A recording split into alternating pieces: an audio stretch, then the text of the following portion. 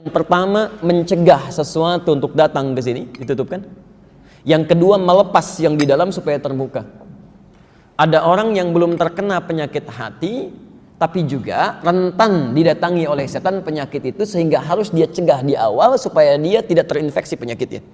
Tapi nanti yang kedua, ada orang-orang yang memang sudah terjangkiti penyakit iri hati yang harus dikeluarkan dari jiwanya. Bagaimana Al-Quran membimbing kita untuk mencegah penyakit hati datang, sekaligus mengeluarkan penyakit ini jikalau itu telah menginfeksi diri seorang manusia. Baik, di antara yang bisa menghambat kita untuk lebih baik dalam pandangan Allah adalah penyakit-penyakit yang dibawa oleh setan yang dihadirkan kepada nafsu dalam bentuk was-was. Penyakit inilah yang coba kita harus bersihkan, kita tepikan supaya jiwa kita selalu dalam keadaan baik dan bisa mendorong kepada kebaikan-kebaikan. Kajian tentang ini dikhususkan oleh para ulama mengambil istilah Quran di surah ke-91 itu ayat 7 sampai dengan ayat 10 yang pernah kita kupas gitu ya. Wa nafsin wa ma sawwaha fa alhamaha fujuraha wa taqwaha qad aflaha man zakkaha. Dari kata zakka di sini, zakka kan ya, sungguh bahagia, tenang, nyaman, aflah, orang yang bisa membersihkan jiwanya. Zakka menyucikan, membersihkan. Kalau Anda ingin berusaha untuk membersihkan itu, maka rumusnya kalimatnya ditambah tak di depannya. Kalau sudah muncul tak, huruf sebelum akhir, kemudian ada huruf ya-nya. Ya. Maka dari kalimat zakka menjadi tazkiyah, bentuk isim masdarnya. Apa yang disucikan? Keadaan jiwa. Jiwa dalam bahasa Arab disebut dengan nafas. Dari sini muncul kajian namanya tazkiyatun nafas. Ya, seperti pernah kita bahas di awal pertemuan, ini sekedar mengingatkan. Ya. Jadi mohon maaf.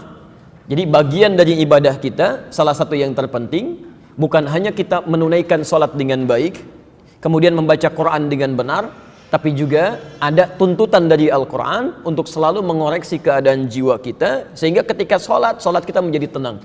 Ketika baca Quran, keadaan bacaan kita menjadi lebih nyaman. Ya, tidak sedikit orang kelihatan sholatnya panjang, tapi hatinya sebetulnya sedang bergejolak. Dan tidak sedikit orang yang sedang baca Quran terlihat seperti fasih bacaannya, padahal suasana jiwanya sedang tidak tenang.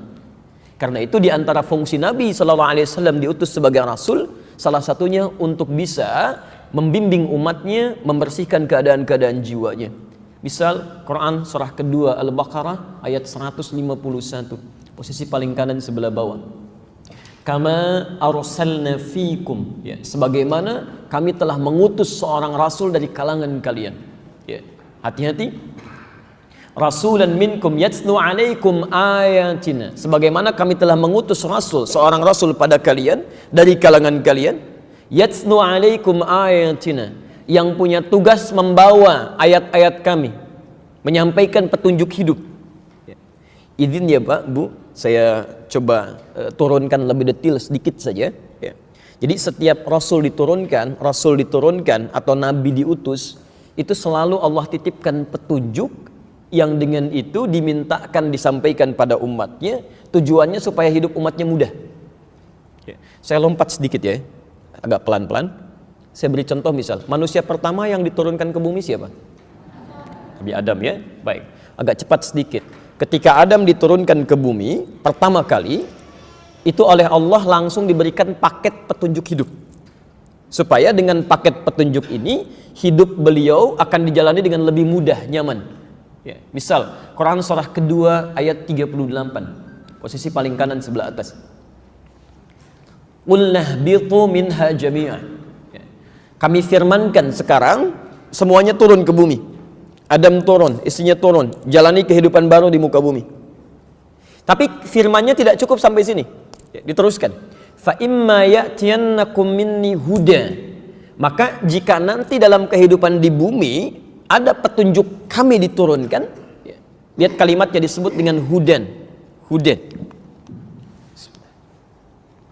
Quran surah kedua Al-Baqarah ayat 38. Ya. Fa imma ya'tiyannakum minni hudan. Ya. Kalau petunjuk kami nanti kamu dapati saat menjalani kehidupan di muka bumi, ini. Faman tabi'a hudaya, maka siapapun yang mengikuti petunjuk-petunjuk kami ini, kata Allah, siapapun yang mengikuti petunjuk kami ini, fala khaufun 'alaihim wa la hum yahzanun. Maka kata Allah, saya jamin, ini yang jamin Allah ya. Maaf kalau yang jamin manusia itu belum tentu benar jaminannya. Sekarang bilang A, besok bisa berubah. Yang punya kedudukan sekarang mengatakan A, besok ketika berganti kedudukan bisa berubah. Tapi kalau Allah sudah menjamin sesuatu tidak akan berubah sampai kapanpun. Sekarang perhatikan jaminannya. Fala khaufun, kata Allah, orang yang mengikuti petunjuk kami hidupnya tidak akan pernah gelisah, tidak akan galau.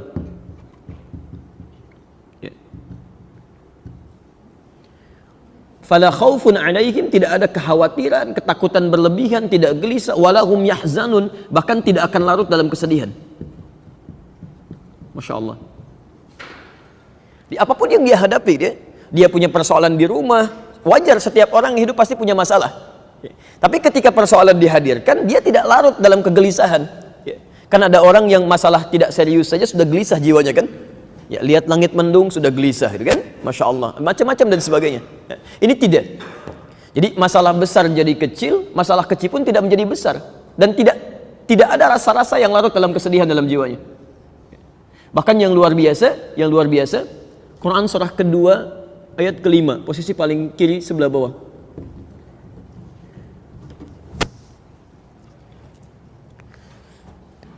Lihat urutannya. Adam diturunkan ke bumi, ada paket petunjuk. Ikuti petunjuk ini.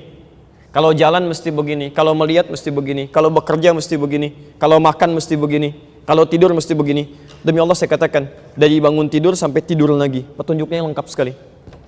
Kalau Anda ikuti ini, maka dijamin oleh Allah, satu, tidak akan gelisah karena semua solusi sudah dipelajari. Ya. Kemudian tidak akan sedih karena semua masalah sudah diketahui. Jadi kalau orang tahu mau ke Nurul Bahri, oh di sini ada rintangannya, dia bisa mengambil jalan yang lain. Yang jadi masalah ketika dia tidak tahu hambatannya, terjebak dia di situ, maka muncul kekhawatiran, muncul kesedihan di situ. Nah, sekarang Bapak dan Ibu sekalian, fokus sebentar. Ya. Ada orang-orang yang ketika ditawarkan oleh Allah petunjuk ini, dia langsung ambil dengan lekat. Ya. Saya beri contoh. Ini apa? Spidol ya. Posisi spidol berada di mana? Bukan di meja tapi di atas meja. Oke, di atas meja. Sekarang perhatikan, posisi di atas meja. Ada jarak tidak dengan meja? Ada ya. Kalau ada benda di atas begini, dengan di bawahnya ada jarak, ini disebut dengan fauqa namanya. Fauqa. Fa waw qaf. Ada jarak di atasnya. Ya, jelas di sini? As-sama fauqal ardi. Langit di atas bumi. Ya, kalau dempet seperti ini, nempel pelan-pelan, ini spidol nempel dengan mejanya, maka kalau sudah berada di atas tapi menempel begini, erat lekat seperti ini, maka kalimatnya berubah dari fauqa menjadi ala. Jelas ya?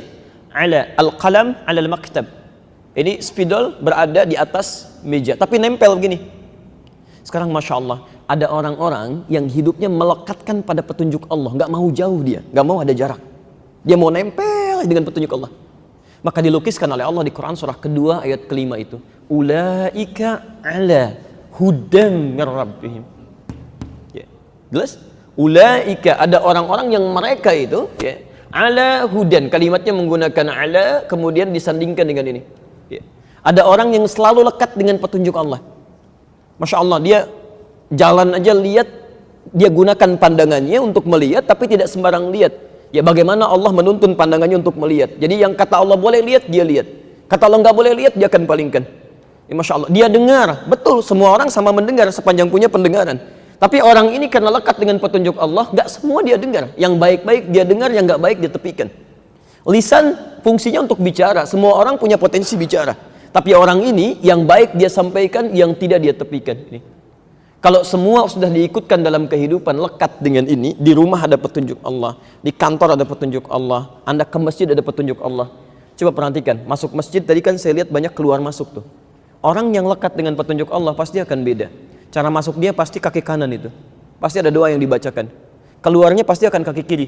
Ada doa yang dibacakan. Semua lekat dengan kebaikan. Kalau sudah seperti ini, maka ujung ayatnya, wa ulaika humul muflihun. Orang ini pasti dijamin oleh Allah akan bahagia hidupnya. Apapun itu. Ya, bahagia. Jadi kalau dalam kehidupan kita ada orang-orang yang kurang bahagia, larut dalam kegelisahan, senantiasa ratap dalam kesedihan, boleh jadi yang salah bukan masalah hidupnya, yang keliru petunjuknya tidak pernah dipelajari. Jelas di sini? Nah, sekarang Nabi Muhammad SAW ketika diutus oleh Allah Subhanahu Wa Taala, ya, Nabi terakhir, ini kan Adam ya. Saya lompat lebih cepat supaya mudah untuk dipahami. Nabi Muhammad SAW ketika diutus oleh Allah, Nabi yang terakhir, itu pun sama diberikan paket petunjuk supaya disampaikan kepada umatnya sehingga membuat kehidupan umatnya lebih mudah. Maka ditegaskan di Quran surah kedua Al-Baqarah ayat 185, posisi paling kiri di pertengahan.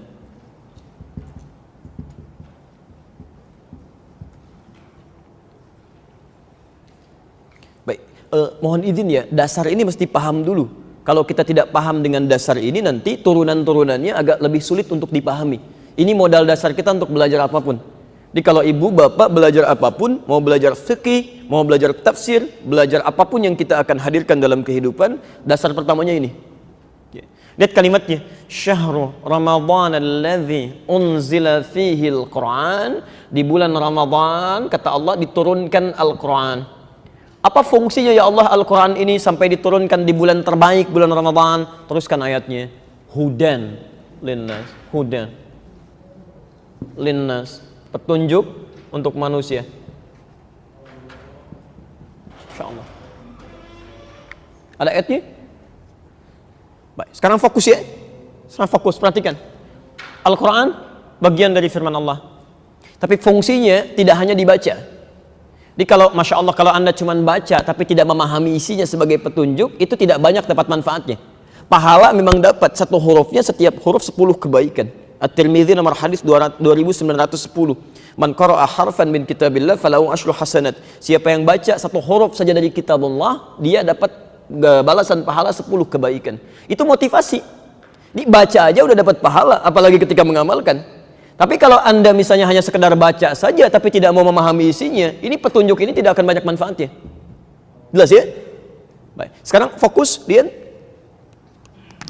Apa fungsi Al-Quran ini? Hudan linnas, petunjuk kehidupan untuk manusia. Ya. Lihat ujung ayatnya, saya agak cepat. Yuridullahu bikumul yusra, wala yuridu bikumul usra. Dengan anda memahami petunjuk-petunjuk kehidupan ini, mempraktekkan isinya, baik tentang puasa, tentang yang lainnya, Masya Allah. Dengan itu Allah menginginkan hidup manusia menjadi mudah. Dan saya, kata Allah, tidak menghendaki hidup manusia susah. Jadi kalau ada anda yang susah hidupnya, di kantor susah, di rumah susah, kehidupan sosial sulit misalnya, yang salah bukan Allah. Yang salah manusia tidak belajar petunjuknya. Ini poinnya.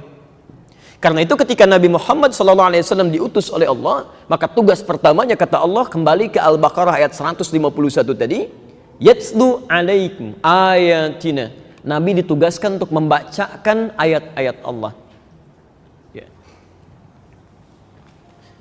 Perhatikan betul kalimatnya ya. Baca dalam bahasa Arab itu ada dua. Ada qara'a, qaf, ra, hamzah.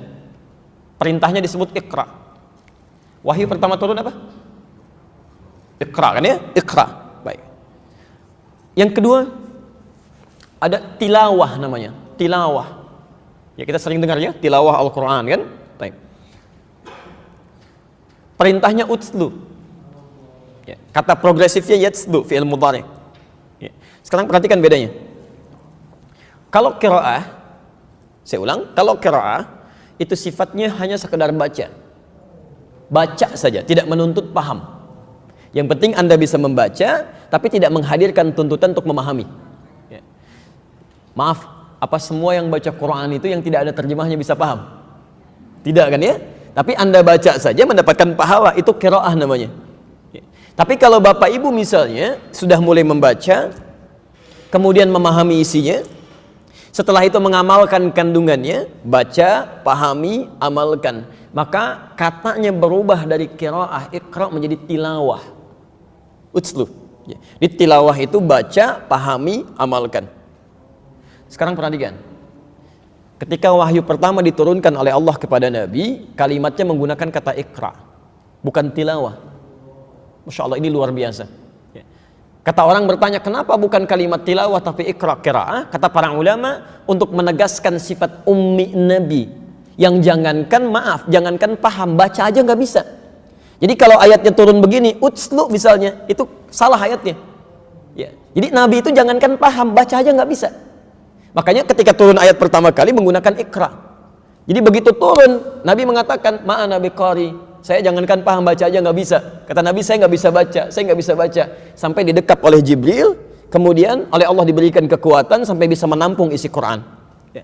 Yang paling menarik, ketika Nabi bersemangat membacakan Quran dengan cepat, ya, ini biasanya, pemula penghafal Quran kalau sedang semangat pengen cepat-cepat hafal tuh.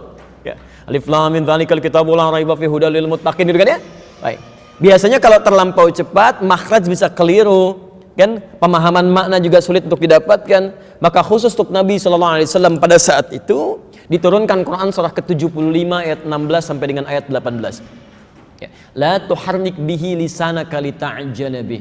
Muhammad, jangan engkau cepat-cepat menggerakkan lisanmu sekedar ingin mendapatkan bagian dari Quran itu. Ya.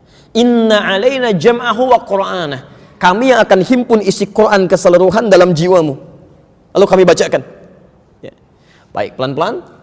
Fa'idha qara'nahu fattabi' qur'ana. Kalau kami sudah sampaikan isi Quran di jiwamu, maka ikuti bacaannya, sampaikan pada umatmu. Nah, sekarang lihat tuntutannya ya, Nabi Muhammad diutus, diberikan petunjuk, lalu petunjuk itu ditanamkan oleh Allah dalam jiwanya, kan ya? Sekarang perhatikan, ketika dimintakan itu disampaikan pada umatnya, berubah perintahnya dari qiraah menjadi tilawah. Saya ulang ya. Maaf. Sampai sini masih paham insyaallah? Terlalu cepat tidak? Tidak ya? Baik. Sekarang fokus sebentar ya, saya mau urutkan sebentar supaya paham runtutan pembahasannya. Jadi ketika ayatnya sudah diturunkan, ada dalam jiwa Nabi, diminta disampaikan pada umatnya. Nah, saat diminta disampaikan ini, dibimbing oleh Allah, kalimatnya berubah dari qiraah menjadi tilawah. Yatslu alaikum ayatina. Artinya Nabi ditugaskan tidak hanya menyampaikan, misal turun ayat tentang sholat, wa aqimus sholah, dirikan sholat, tapi Nabi diminta oleh Allah sekaligus menjelaskan begini cara sholatnya, dari mulai wudhunya, takbirnya, sampai dengan salamnya. Jadi Nabi diminta menjelaskan sampai umat itu paham betul bagaimana memahami tuntutan-tuntutan dalam Al-Quran. Jelas di sini?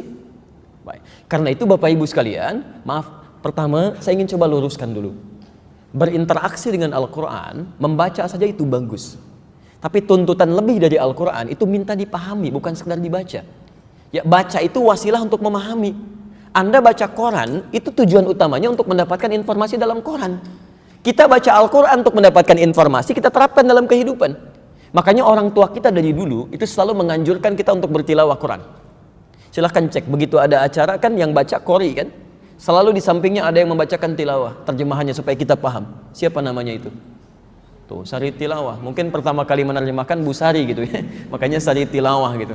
Baik, di Arab tuh nggak ada Sari Tilawah ya. Tilawah saja cukup ya, tilawah. Mungkin kalau Pak Adi yang tilawah mungkin jadi Adi Tilawah gitu ya. Baik, teman-teman, sekarang perhatikan konsepnya. Ya, saya beri contoh gini paling gampangnya. Itu kalimat-kalimat ibadah di Quran. Ketika diminta dipelajari, kalimatnya menggunakan tilawah. Salat misal, kita salat 5 waktu paling wajib ya, 17 rakaat setiap hari, itu yang wajib. Masya Allah, kalimat salat itu dibuka dengan kata tilawah. Quran surah ke-29 ayat ke-45. Quran surah ke-29 ayat ke-45. Perhatikan kalimatnya, utslu ma uhya ilaika minal kitab. Utslu ma uhya ilaika minal kitab. Bukan ikra tapi utslu. Silahkan cek mushaf terjemah, diterjemahkan apa di situ? Di mushaf terjemah diterjemahkan apa? Bacalah. Ada yang lain selain bacalah? Saya yakin tidak ada. Kalau terjemahannya bacalah, ikra diterjemahkan apa? Baca juga gitu ya. Apa perbedaan di antara keduanya? Tadi rumus yang telah kita pelajari. Maksud saya begini, saya uraikan bahasanya, begitu Bapak Ibu baca Quran, sudah paham arahnya kemana gitu ya. Jadi ketika kita mau sholat, perintahnya bukan ikra tapi utslu. Utslu ma uhya ilaika minal kitab. Baca dulu segala ketentuan yang diwahyukan kepada Nabi Muhammad yang tercantum dalam Alkitab. Kaidah sholat. Tapi bukan cuma baca ya. pahami isinya, pahami bacaannya, pahami gerakannya. Setelah paham itu baru amalkan. Makanya setelah itu muncul kalimat wa aqimis shalah, tunaikan salat sesuai dengan apa yang telah dipahami itu. Sekarang coba cek ya, mohon izin. Dari sekian salat yang telah kita tunaikan sampai siang ini, berapa bacaan salat, berapa persen bacaan salat yang sudah dipahami? Jangan-jangan salat tapi nggak paham yang dibacakan. Ruku nggak ngerti yang dibaca. Sujud nggak paham yang diungkapkan. Bagaimana salat kita bisa khusyuk? Ini baru satu kalimat ya. Jadi bahasa Quran itu mengandung nilai yang tinggi karena mukjizat, ada pesan yang dalam di situ. Ya. Nah, jadi yang ingin kami sampaikan, masalah apapun dalam hidup, baik persoalan ibadah ataupun persoalan kehidupan, pertama kembalikan kepada Al-Quran.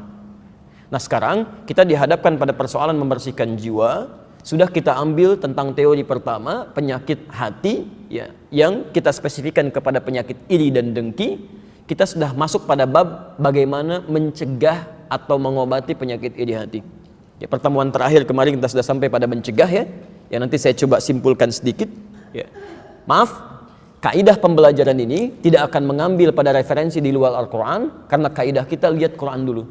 Baru lihat bagaimana Nabi menerangkan kepada kita. Karena Allah yang tahu tentang kita, kita harus bertanya kepada Allah Subhanahu wa taala dan tuntunan Nabi-Nya, ya, dan tuntunan Nabi-Nya. Pelan-pelan, ada mencegah, ada mengobati, itu beda. Hati-hati Pak ya, Bu, jangan sampai nanti kita banyak berdiskusi tentang ini, tak sadar kita pun sedang terinfeksi penyakit hati. Bagaimana cara mengeluarkannya nanti? Ya. Oh, ini ada tutup gelas, mau ditutupkan ke sini, saya cegah. Jangan ditutup, biar aja terbuka. Gelas? Kemudian sudah tertutup begini, coba buka. Kemudian saya buka. Ada bedanya? Baik, yang pertama mencegah sesuatu untuk datang ke sini, ditutupkan. Yang kedua melepas yang di dalam supaya terbuka. Ada orang yang belum terkena penyakit hati, tapi juga rentan didatangi oleh setan penyakit itu, sehingga harus dia cegah di awal supaya dia tidak terinfeksi penyakitnya. Tapi nanti yang kedua ada orang-orang yang memang sudah terjangkiti penyakit iri hati yang harus dikeluarkan dari jiwanya. Bagaimana Al-Quran membimbing kita untuk mencegah penyakit hati datang, sekaligus mengeluarkan penyakit ini jikalau itu telah menginfeksi diri seorang manusia. Ini materi yang akan kita ambil dalam pertemuan kita di siang ini. Kita keluarkan dulu ayatnya. Kita belum mulai ya, tadi baru muqaddimah, sekarang baru kita mulai materi kita. Saya lihat tadi masih banyak yang datang gitu ya, masuk keluar masuk, sehingga saya pikir perlu diantarkan dulu supaya saya tidak mengulang. Ya. Baik, satu, Quran surah kedua Al-Baqarah. Boleh saya tuliskan? Oke. Bismillah.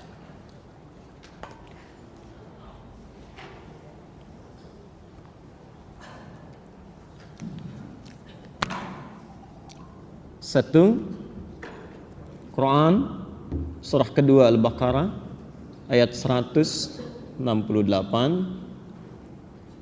posisi paling kanan sebelah bawah.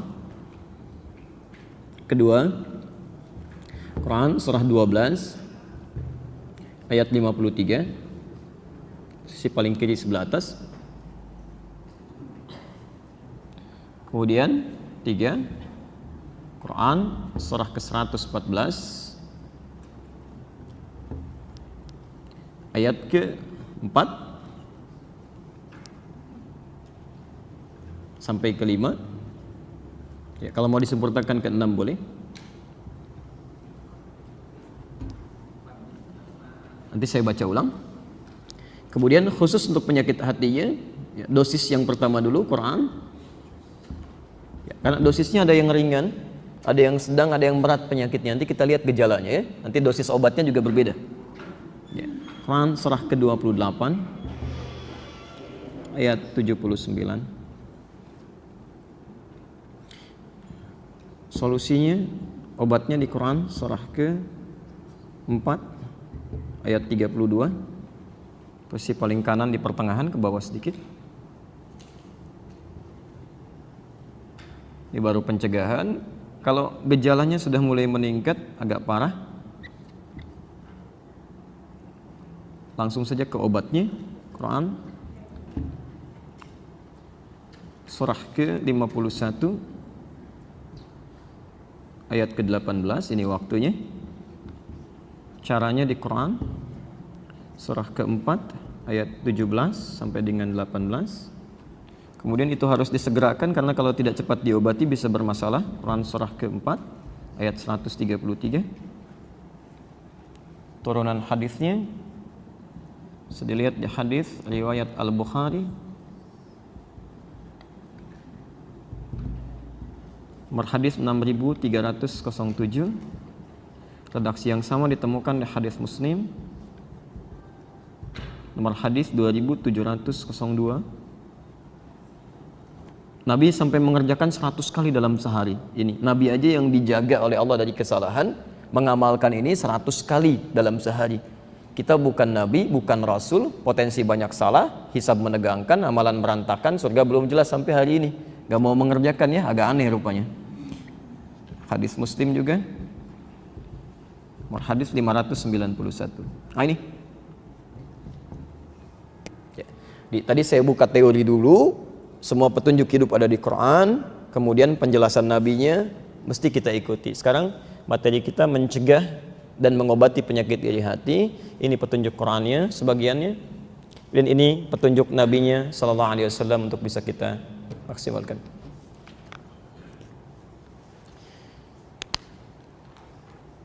Insya Allah saya tidak akan hapus ya, karena waktu kita terus berputar, terus berjalan. Maka saya mohon izin langsung menerangkan yang sudah saya sebutkan ayatnya, saya langsung contreng nanti ya. Baik, insya Allah. Waktunya berputar agak cepat, cuman masjid ini memiliki jam yang agak lambat ya, masih jam 1:10 tuh di atasnya. Baik. Saya teruskan dulu sebentar. Satu, aspek pencegahan.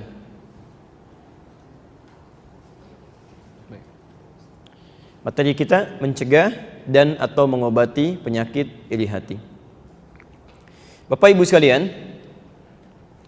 seperti umumnya para dokter senantiasa memberikan nasihat kepada pasiennya ya, untuk pengetahuan bahwa setiap penyakit yang ingin dicegah itu mesti diketahui sebab-sebabnya. Hindarkan sebabnya, maka dengan itu penyakit mudah untuk dicegah. Demikian pula dalam Al-Quran, ketika kita dihadapkan pada penyakit-penyakit hati yang mungkin datang menjangkiti, maka Quran pertama kali memperkenalkan sebabnya untuk kita hindari. Dengan kita bisa menghindarinya, lebih mudah kita untuk melawan penyakit ini sebelum disusupkan pada jiwa kita. Baik. Maka satu, Allah perkenalkan sebab utamanya, apa sebab dari semua penyakit hati itu. Ya, pertama, Quran surah kedua ayat 168, posisi paling kanan sebelah bawah. Pertama, sebab.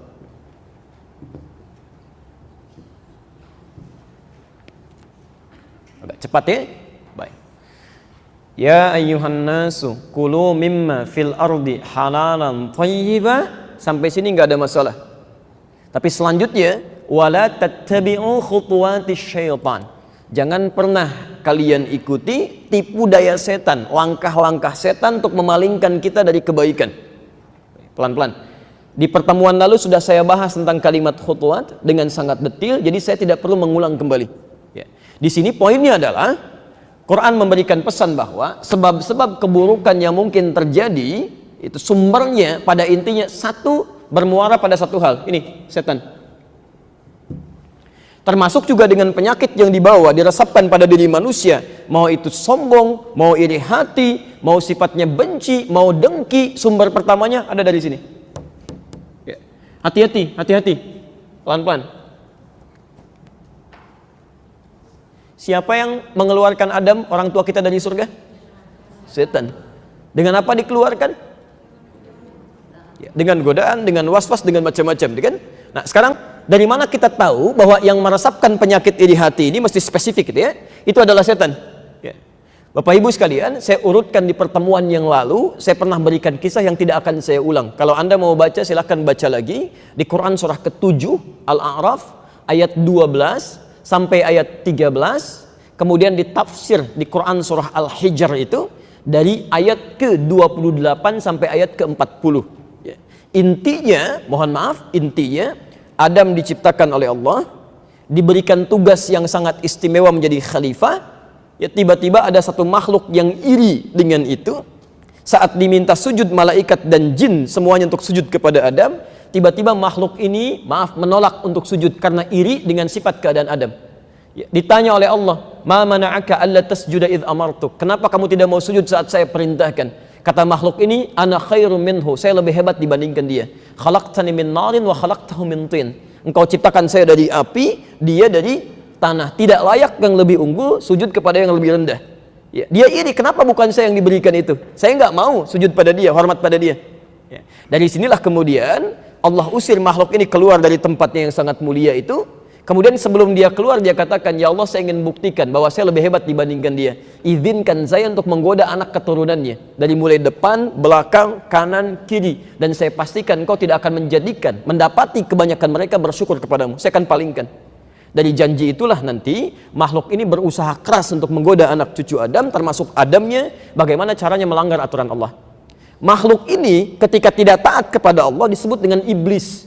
Quran surah ke-18 ayat ke-50, posisi paling kanan di pertengahan. Wa idh qulna lil malaikati isjudu li adama fasajadu illa iblis kana minal jinni fafasaqa an amri rabbih. Itu belum menggoda Adam, belum menggoda kita. Tapi ketika mulai menggoda Adam dengan niat buruknya tadi, kalimatnya dirubah dari iblis menjadi setan. Quran surah kedua Al-Baqarah ayat ke-36. Ya, posisi paling kiri di pertengahan. Fa'azallahumas syaitanu anha. Maka setan mulai bekerja untuk menggelincirkan Adam dari tempat terbaiknya di surga. Jelas di sini? Maka ketika Adam turun ke muka bumi pun, dia berkata kepada Allah, "Saya akan pastikan semua anak keturunannya pun akan saya goda." Maka Bapak Ibu sekalian, pertama mesti kita pahami, segala sumber keburukan yang mungkin dilakukan manusia, pertama mengerucut kepada makhluk ini. Jelas ya? Nah, karena itu kita mesti kenali setan ini. Kalau Anda nggak kenal setan, cara dia menggoda kita bagaimana kita bisa menghindarinya? Ya. Saya sering katakan begini kan, setan disebut oleh Quran sebagai musuh yang nyata. Kita nggak kenal kekuatan musuh, bagaimana strategi dia menggoda kita? Kalau kita tidak kenali, bagaimana bisa menghindarinya? Anda jalan ke sini tadi saya ilustrasikan, di depan ada hambatan-hambatan, ada kulit pisangnya, ada lubangnya, ada sebagian yang tertutup rapat. Kalau Anda tidak kenal dengan semua itu petanya, bagaimana kita bisa menghindarinya? Saya lihat di sini ada semacam kelemahan ya dalam pembelajaran kita pada umumnya. Itu sering belajar yang baik-baik, tapi jarang belajar yang dianggap tidak baik, sehingga tidak siap ketika mengalami masalah. Ada sahabat Nabi namanya Hudzaifah al-Yamani. Ya, Hudzaifah ini Masya Allah, itu selalu belajar secara paradoks.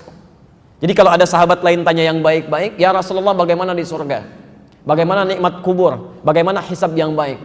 Ini Hudzaifah bertanya sebaliknya, "Ya Rasulullah, bagaimana neraka? Ya Rasulullah, bagaimana siksa kubur? Ya Rasulullah, bagaimana kesulitan dalam hisab?" Orang protes, "Ya Hudzaifah, kenapa kamu tanya yang seperti itu? Kan tanya yang enak-enak aja."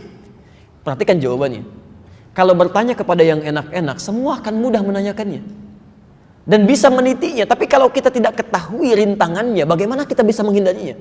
Kamu belajar masuk surga, bertanya tentang surga, ingin masuk surga. Tapi kalau tidak pernah tahu tentang neraka, bagaimana cara kita menghindarinya? Maka prinsip ini kemudian dibenarkan oleh Nabi, ditularkan kepada sahabatnya, diajarkan pada kita. Ketika anak-anak kita belajar tentang malaikat, pandai sampai tahu namanya 10 tuh. Ya, yang 10 saja, yang lain barangkali belum diketahui kan? Tapi tidak diketahui lawannya. Malaikat itu punya lawan, namanya setan. Dan dua-duanya di Quran diulang dengan jumlah yang sama. Malaikat disebutkan 88 kali, setan disebutkan 88 kali. Malaikat bertugas mendorong sifat takwa yang baik-baik, sedangkan setan bertugas mendorong nafsu yang buruk-buruk. Takwa disebutkan di Quran 115 kali, nafsu disebutkan 115 kali. Jadi ketika Anda punya potensi baik didorong oleh malaikat, saat bersamaan setan pun mendorong Anda pada keburukan. Paling gampang begini ya. Saat Anda dengar azan nih, Allahu Akbar, Allahu Akbar, bukankah jiwa yang lain mengatakan cepat siap-siap? Sudah azan, pernah ada dorongan itu? Awas hati-hati kalau nggak ada dorongan itu sedang tidak normal itu. Ya. Harus ada gitu, harus ada. Hati-hati, non muslim saja ketika mendengar azan itu ada getaran tuh. Ada getaran tuh. Ya, walaupun dia mencari sesungguhnya, pada jiwanya dia mencari. Jadi ketika Anda mendengar Allahu Akbar gitu kan, di hatinya mengatakan cepat siap-siap, sudah azan. Begitu selesai azan, tiba-tiba hati yang lain berkata, tenang, baru azan, belum qomat. Pernah ada situasi itu? Muncul gitu kan. Dan itu kadarnya bisa beda-beda, bisa dinaikkan tuh. Ya. Saya seringkan ilustrasikan kan, para ibu sedang belanja kan di mall misalkan, ya adzan, begitu adzan berkumandang mungkin, ayo ukhti yuk kita sholat dulu yuk, sudah adzan nih, jalan tuh. Tapi setan nggak akan berhenti di situ, dia akan masuk pada suara-suara penjualnya itu, masuk kepada masya Allah mic-nya, menyampaikan kepada anda semuanya, misal, ayo diskonnya naik 90%, barang-barangnya begini-begini, dan itu persis yang sedang anda cari. Kira-kira sholat dulu atau ditangguhkan dulu tuh? Tidak mudah kan ya? Nah, maka hati-hati ya. Makanya sekarang ya, Mas ya, saya sampaikan Pak, bersabar dalam kebaikan itu tidak mudah. Karena ternyata sabar pun dijadikan alat oleh setan untuk digunakan oleh orang-orang buruk. Sekarang pencuri bisa sabar Pak. Pencuri aja, koruptor bisa sabar tuh ya. Ada orang mau nyuri mobil tuh, congkel-congkel agak susah. Bos, susah nih bos, sabar aja terusin dikit, sabar tuh. Di orang mau mencuri aja bisa sabar gitu ya. Maka kenapa Anda ketika ibadah belum bisa sabar? Orang mau nonton bola Bu, itu bisa sabar ditungguin sampai malam tuh. Kenapa Anda tahajud gak bisa sabar? Orang baca Al-Quran bisa sabar, Anda baca Al-Quran yang membawa kita pada kebaikan gak bisa sabar. Di kompetisinya tidak mudah gitu. Sifat baik aja bisa dibawa orang untuk keburukan. Kalau kita nggak berlomba dengan orang baik, dengan meningkatkan kebaikan, itu ketinggalan. Jelas sampai sini? Karena itu, ingat sumber pertama siapa? Setan. Nanti satu saat kita belajar ya, ada setan rumah, ada setan masjid, kan pernah saya sampaikan dulu ya. Hati-hati Pak ya teman-teman, itu di masjid pun ada setan, jangan dikira aman tuh. Ada penunggunya. Setan ada, setan masjid namanya Khanzab gitu. Dia tugasnya di Abu Daud nomor hadis 666. Dia punya 2 tugas tuh. Ingat betul ini ya, pahami betul ini. Tugas pertama menggoda orang sholat. Begitu Anda takbir kata Nabi, fayaqulu udhkur kadza udhkur kadza. Dia akan berkata pada jiwa Anda, ingat ini ya, ingat itu ya. Makanya jangan pernah kaget ya, saat Anda belum takbir itu tenang begini. Tapi begitu mulai bertakbir Allahu Akbar, itu otomatis akan banyak yang masuk dalam pikiran. Ini begini, ini begitu, kenapa imamnya begini, kenapa ini begitu. Muncul semua tuh ya. Bahkan kata Nabi, hatta la yash'urul musalli kam raka'atan yusalli. Sampai-sampai ada orang sholat, itu sampai nggak sadar berapa rakaat sedang menunaikan sholatnya. Itu hadis deh ya. Dan dalam kaidah ilmu hadis dan ilmu Al-Quran, ilmu tafsir, kaidahnya berkata begini, kalau dalam satu keterangan tidak disebutkan siapa tokohnya, kapan kejadiannya, maka semua orang berpotensi mengalami hal serupa dengan masa yang berbeda-beda. Jadi setiap kita pun yang berada di sini itu punya potensi yang sama. Akan ada orang yang kena was-was sampai lupa berapa rakaat sedang menunaikan sholatnya. Jelas di sini? Baik. Yang kedua, izin Bu ya sebentar. Setan masjid salah satunya tugas yang kedua itu menggoda DKM masjid. Anda mesti hati-hati. Menggoda DKM masjid, mesti hati-hati. Ya, kami sedang menyusun insya Allah kaidah tentang fikih masjid. Ingat ya, nanti dalam hadis ada isyarat. Kalau masjid belum dibangun, mau jadi, itu semua terlibat, senang, gak banyak masalah tuh. Paling dari orang-orang yang memang punya persoalan serius dengan keimanannya. Tapi semua umumnya semangat. Tapi kalau sudah jadi, kalimatnya dirubah langsung di Quran. Kalimatnya dibentuk dengan jama dan pemiliknya disebutkan masjid Allah. Masjid pertama Al-Baqarah ayat 114. Ya, wa man adzlamu mimman mana'a masajid Allah. At-Taubah Quran surah 9 ayat ke-18. Innama ya'muru masajidallah. Ya, masjid yang manapun kalau sudah dibangun, yang sudah jadi, kata Allah, itu punya Allah, punya saya. Maaf, kalau Bapak Ibu punya rumah, yang ngatur siapa? Yang punya rumah. Nggak mungkin Anda punya rumah yang ngatur saya. Ini nggak bagus Pak sofanya, tolong pindahkan ke sini ya. Toiletnya nggak cocok begini nih, harusnya kasih yang seperti ini. Mustahil, pasti ada yang ngatur. Nah sama ketika masjid itu sudah jadi, dibangun, kata Allah bentuknya jama'. Mau masjidnya dari kayu, mau dari batu, dari bahan yang sangat bagus, kalau sudah jadi semua punya Allah. Karena itu yang berlaku di dalamnya aturan Allah, bukan aturan orang yang nyumbangnya paling banyak, bukan aturan orang yang tenaganya paling hebat, bukan, punya Allah. Ini yang harus disadari pertama kali. Karena itu kalau masjidnya sudah jadi, yang harus dilakukan tuntunan nabinya, pelajari aturan Allah. Karena masuk rumah kita dengan masuk rumah Allah agak berbeda, akan berbeda. Langkahnya lain, doanya lain dan sebagainya. Anda tidak pelajari aturan Allah, maka setan akan datang cepat langsung memengaruhi keadaan-keadaan di situ. Sehingga seringkali terjadi hal yang tidak diinginkan. Silahkan cek betapa banyak masjid yang sudah bagus-bagus jadi persoalan. Setan tuh jenius Bu. Pak, yang digoda bukan jamaahnya. Kalau jamaahnya satu nggak datang, yang lain bisa datang. Tapi kalau DKM-nya digoda, orang malas datang. Kenapa nggak ke sana? DKM-nya aja ribut, ngapain saya ke sana? DKM-nya aja begini, ngapain saya ke situ? Takut nggak khusyuk sholatnya. Masya Allah. Banyak alasannya tuh. Jelas ya? Baik. Nggak perlu terlalu luas ya untuk masalah ini. Kita kembalikan lagi ke sini. Baik. Sekarang perhatikan. Sudah ketahuan tadi setannya? Ya, sumbernya ya? Ya. Sumbernya setan. Bagaimana cara dia menggoda? Awas, hati-hati. Ternyata isyarat di Quran, setan itu tidak memaksa. Cuma membangkitkan sisi dari diri kita yang berpotensi mengikuti keinginannya. Awas, hati-hati. Ya. Apa sisi yang dimaksudkan itu? Nafsu. Quran surah 12 ayat 53. Dia masuk lewat nafsu. Setan penyebabnya masuknya lewat nafsu. Perhatikan urutan penyakit fisik ya. Oh, flu nih. Ya, gejalanya sudah kelihatan, mulai bersin-bersin kan? Kan dilihat kan masuknya lewat mana begitu kan? Penyebabnya ini masuknya lewat mana? Ada virus Zika sekarang gitu kan? Lewat mana penularannya? Masuknya lewat mana? Nah, seperti kita mempelajari penyakit fisik yang diketahui masuknya lewat mana. Oh, di sini ada interaksi lewat nafas, lewat pembicaraan, lewat tangan, lewat macam-macam. Setan lewat mana masuknya? Pertama ini, nafsu. Hati-hati, karena dalam tubuh kita, dalam diri kita ada bagian tertentu disebut dengan nafsu. Ini yang berpotensi memiliki potensi-potensi yang mengarahkan pada hal yang tidak baik. Quran surah ke-12 ayat 53. Ini selevel Nabi Yusuf ya. Hati-hati, selevel Nabi Yusuf. Masya Allah. Nabi, Rasul, dekat dengan Allah, gantengnya luar biasa, kelihatan oleh perempuan-perempuan di zamannya, saking tampannya sampai teriris tangannya tuh. Di Quran surah ke-12 ayat 31 itu kan?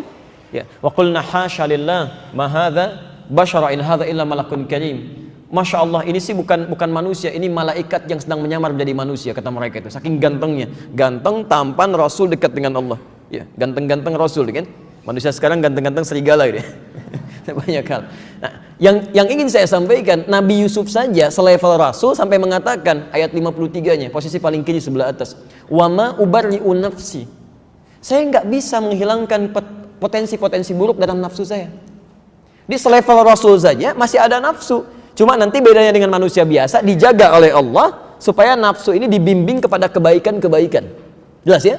Sifat bimbingan Allah yang menjaga nafsu supaya dijaga dari kesalahan, itu disebut dengan maksum namanya. Makanya setiap Rasul punya sifat maksum, terjaga dari salah. Ya, bukan gak bisa salah, punya potensi salah, tapi ketika akan berbuat salah, dijaga oleh Allah, diarahkan pada yang baik. Jelas di sini? Nah, itu maksum.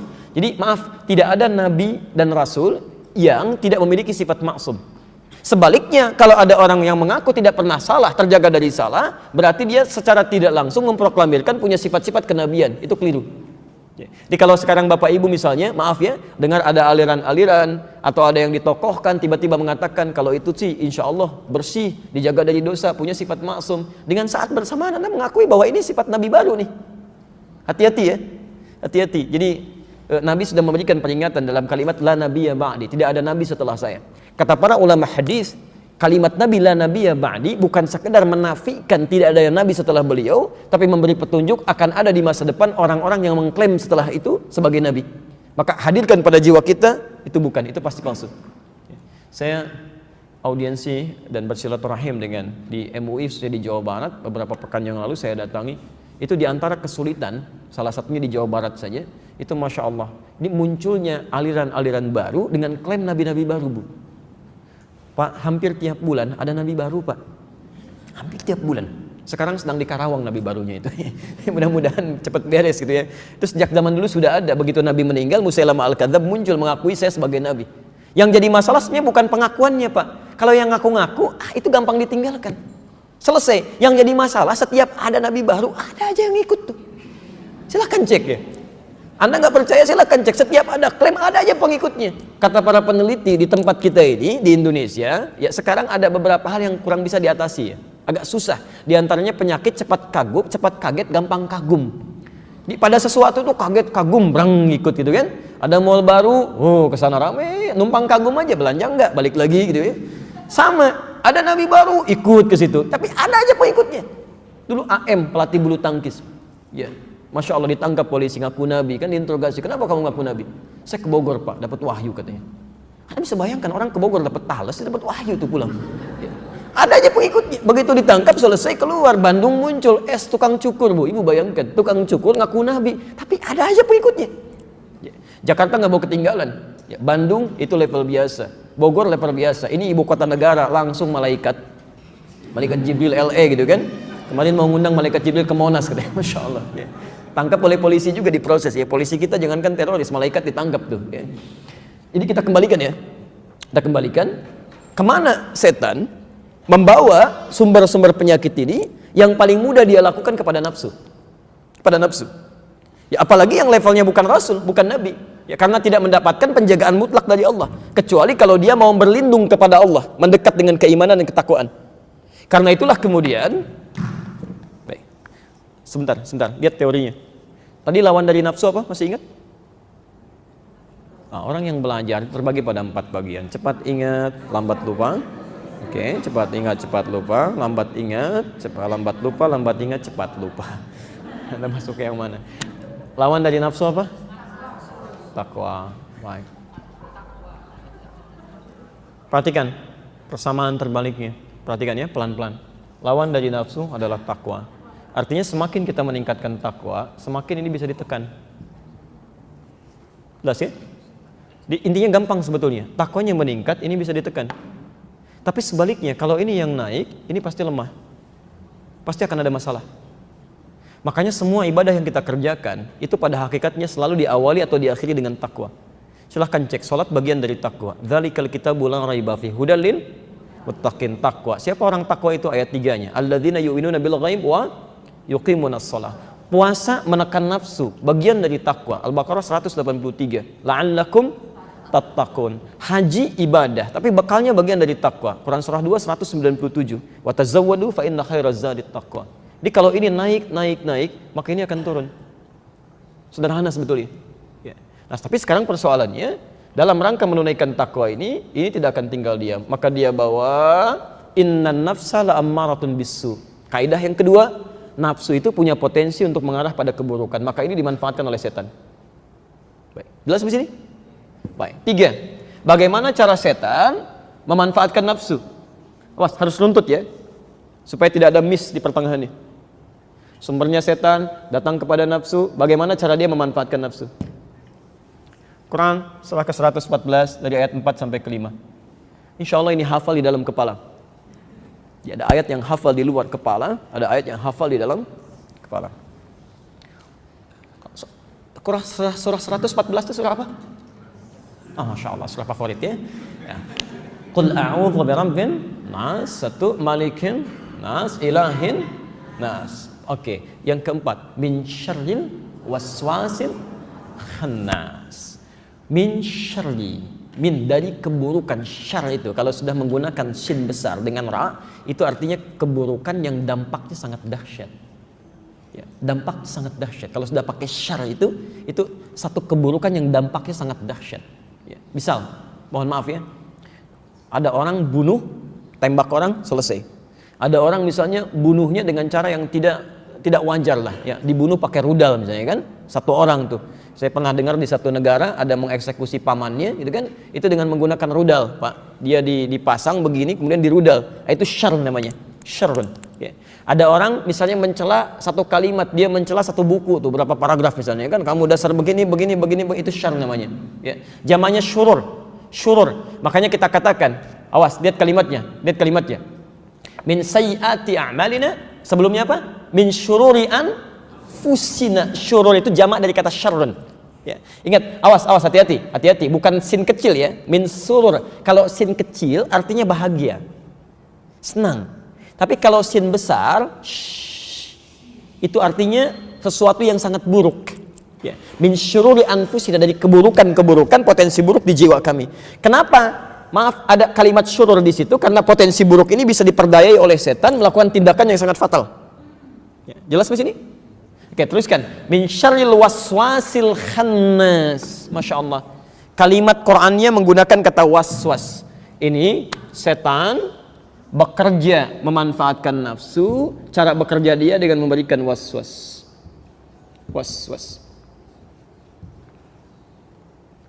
Masya Allah. Dan saat memberikan waswas ini kalimatnya dirubah oleh Quran jadi khannas.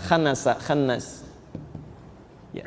Saking bahayanya waswas ini sampai kalimat setannya berubah jadi khannas.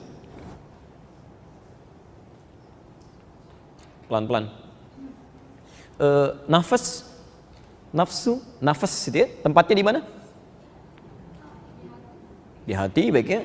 Hati kalau disebutkan di Quran itu bukan hati fisikal, bentuk hati yang kita liver gitu ya, bukan itu. Tapi hati yang dimaksudkan qalbun, sesuatu tempat yang tidak terlihat secara kasat mata, tapi di situ pusat daripada jiwa kehidupan kita. Ya. Tempatnya ada dalam kata sodrun dalam bahasa Arab. Tempatnya dalam sodrun. Ya. Hatinya disebut dengan qalbu, tempatnya di sodrun. Jamaknya sudurun. Sudur. Ya. Baik, alladzi yuwaswisu fi. Nafas itu nafas itu tempatnya dalam sodrun, jamaknya sudur. Ya. Kata Al-Quran, berlindung kepada Allah dari buruknya was-was setan disebut dengan khannas. Khannas itu sesuatu yang membawa keburukan yang dampaknya sangat luar biasa. Ya. Saya ulangi, khannas itu sesuatu yang membawa sebab-sebab keburukan yang berdampak malapetaka. Khannas, khanasa. Bagaimana cara dia membawa waswas? Alladzi yuwaswisu fi sudurin nas. Datang ke dalam sudur, menggoda isi sudur. Isinya ini nafsu. Ustadz tahu dari mana kalau khannas ini sebagiannya adalah setan? Ya, bentuknya setan. Pelan-pelan. Ya. Tahu dari mana kalau khannas itu adalah setan? Ayat terakhirnya, minal jinnati. Sekarang perhatikan. Jinnah itu jamak dari kata jin. Saya ulangi, jinnah jamak dari kata jin. Setan ini, awas, wujudnya berupa iblis. Iblis itu asalnya dari jin. Jin yang menyimpang dari Allah, dari perintah Allah. Jin yang menyimpang dari ketentuan Allah. Ditemukan di Quran surah ke-18 ayat ke-50. Ya, di situ ada kalimatnya yang telah tadi saya bacakan. Ya. Pelan-pelan. Oh, sekarang fokus sebentar. Sumber penyakitnya dari mana? Masuk ke mana? Nafsu. Cara menggodanya memberikan? Sekarang apa itu was-was? Oh, hati-hati. Apa itu was-was?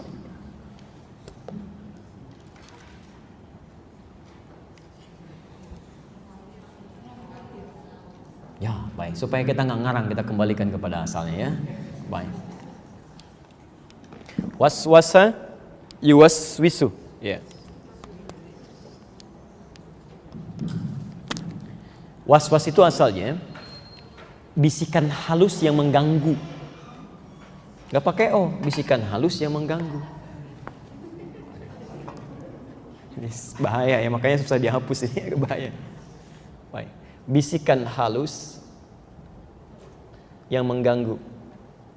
Halus yang mengganggu atau membahayakan.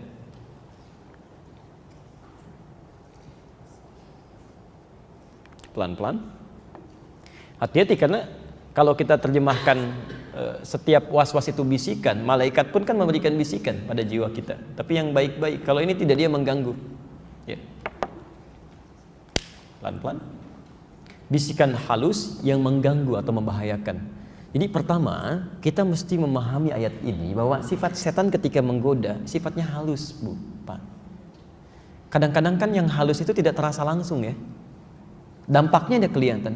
Air itu kan meresap halus ke karpet, taunya udah basah aja gitu. Ya sama sifat setan begitu. Jadi ketika memberikan was-was, Anda jangan kira, hati-hati, Anda jangan kira dia secara frontal mengatakan, saya setan. Tidak.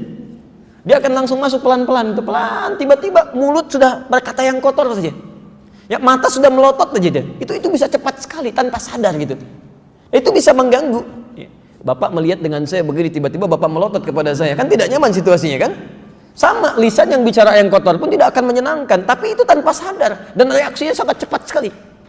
Coba lihat, ketika ada anak misalnya bersikap sesuatu yang tidak menyenangkan, kan dalam hitungan sepersekian detik kan bisa berubah wajah itu, bisa berubah, bahkan kata-kata bisa keluar.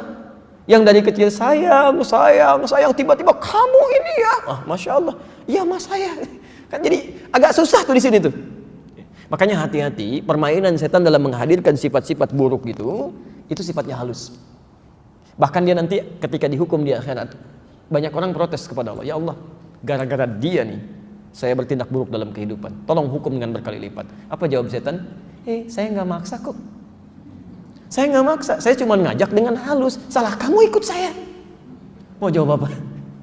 Karena itu dari sekarang kita harus pelajari sifat halus yang masuk pada manusia ini, bagaimana cara masuknya. Itu yang coba kita hadirkan. Masih ada waktu? Masih? Sampai jam berapa kita? Baik, saya harus ke Cimande ini ya, sebentar lagi, jadi coba kita inikan dulu sebentar. Boleh ya, antum sampai jam 5, saya setengah 3 pulang ya. Baik, fokus sebentar. Baik, sekarang perhatikan. Paham urutannya ya? Saya mencoba sesistematis mungkin. Saya tidak suka menerangkan 1-2 tanpa terstruktur gitu. Jadi pahami, jangan meninggalkan masjid ini kecuali sudah paham. Walaupun saya sudah pulang, Anda belum paham, tinggal dulu di sini sampai paham baru pulang ya. Teman-teman lihat sini ya, Bapak Ibu, sebabnya setan masuk kepada nafsu, ya, dalam nafsu lewat waswas, bisikan yang mengganggu. Bagaimana cara dia memasukkan ini? Kita khususkan dulu supaya tidak meluas terkait dengan penyakit ini dulu. Ya, penyakit iri hati. Quran surah ke-28, maaf. Quran surah ke-28 Al-Qasas ayat 79.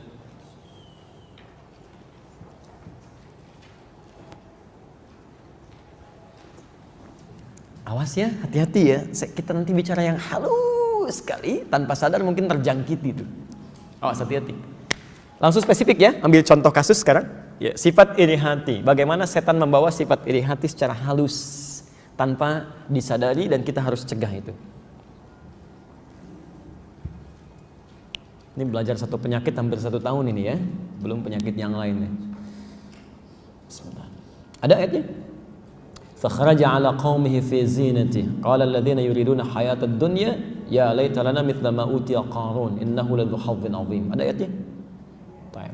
Sekarang perhatikan Bapak Ibu sekalian. Saya simpan dulu ayatnya, saya berikan gambarannya dulu.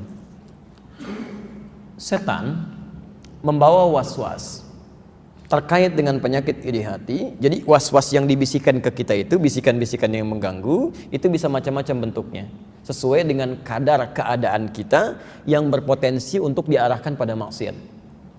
Tolong fokus sebentar ya. Beda antara nafsu dengan setan itu lain. Kalau setan itu tugasnya bagaimana supaya manusia maksiat.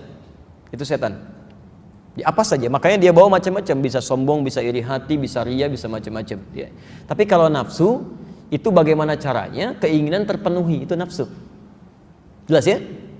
Misal Anda pulang dari sini, mau taklim lah, lihat di depan misalnya ada orang jualan semangka, bagus kelihatannya, itu kan pengen, karena taklim sudah dimulai, ditinggal dulu, saya mau taklim dulu. Begitu keluar tukang semangka udah nggak ada, cari-cari nggak ketemu, sampai pulang ke rumah masih inget aja, mimpi sampai ke bawah Pak, misalnya ya. Itu nafsu itu.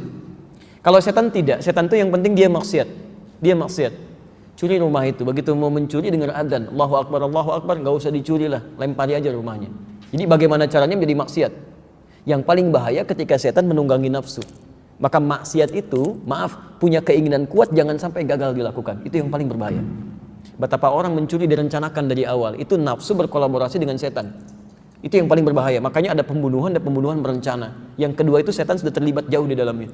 Ya, ada pemerkosaan yang sudah terencana. Makanya hindari, ya, cegah segala hal yang berpotensi menghadirkan nafsu berlebihan sehingga setan itu ikut mendompleng di dalamnya.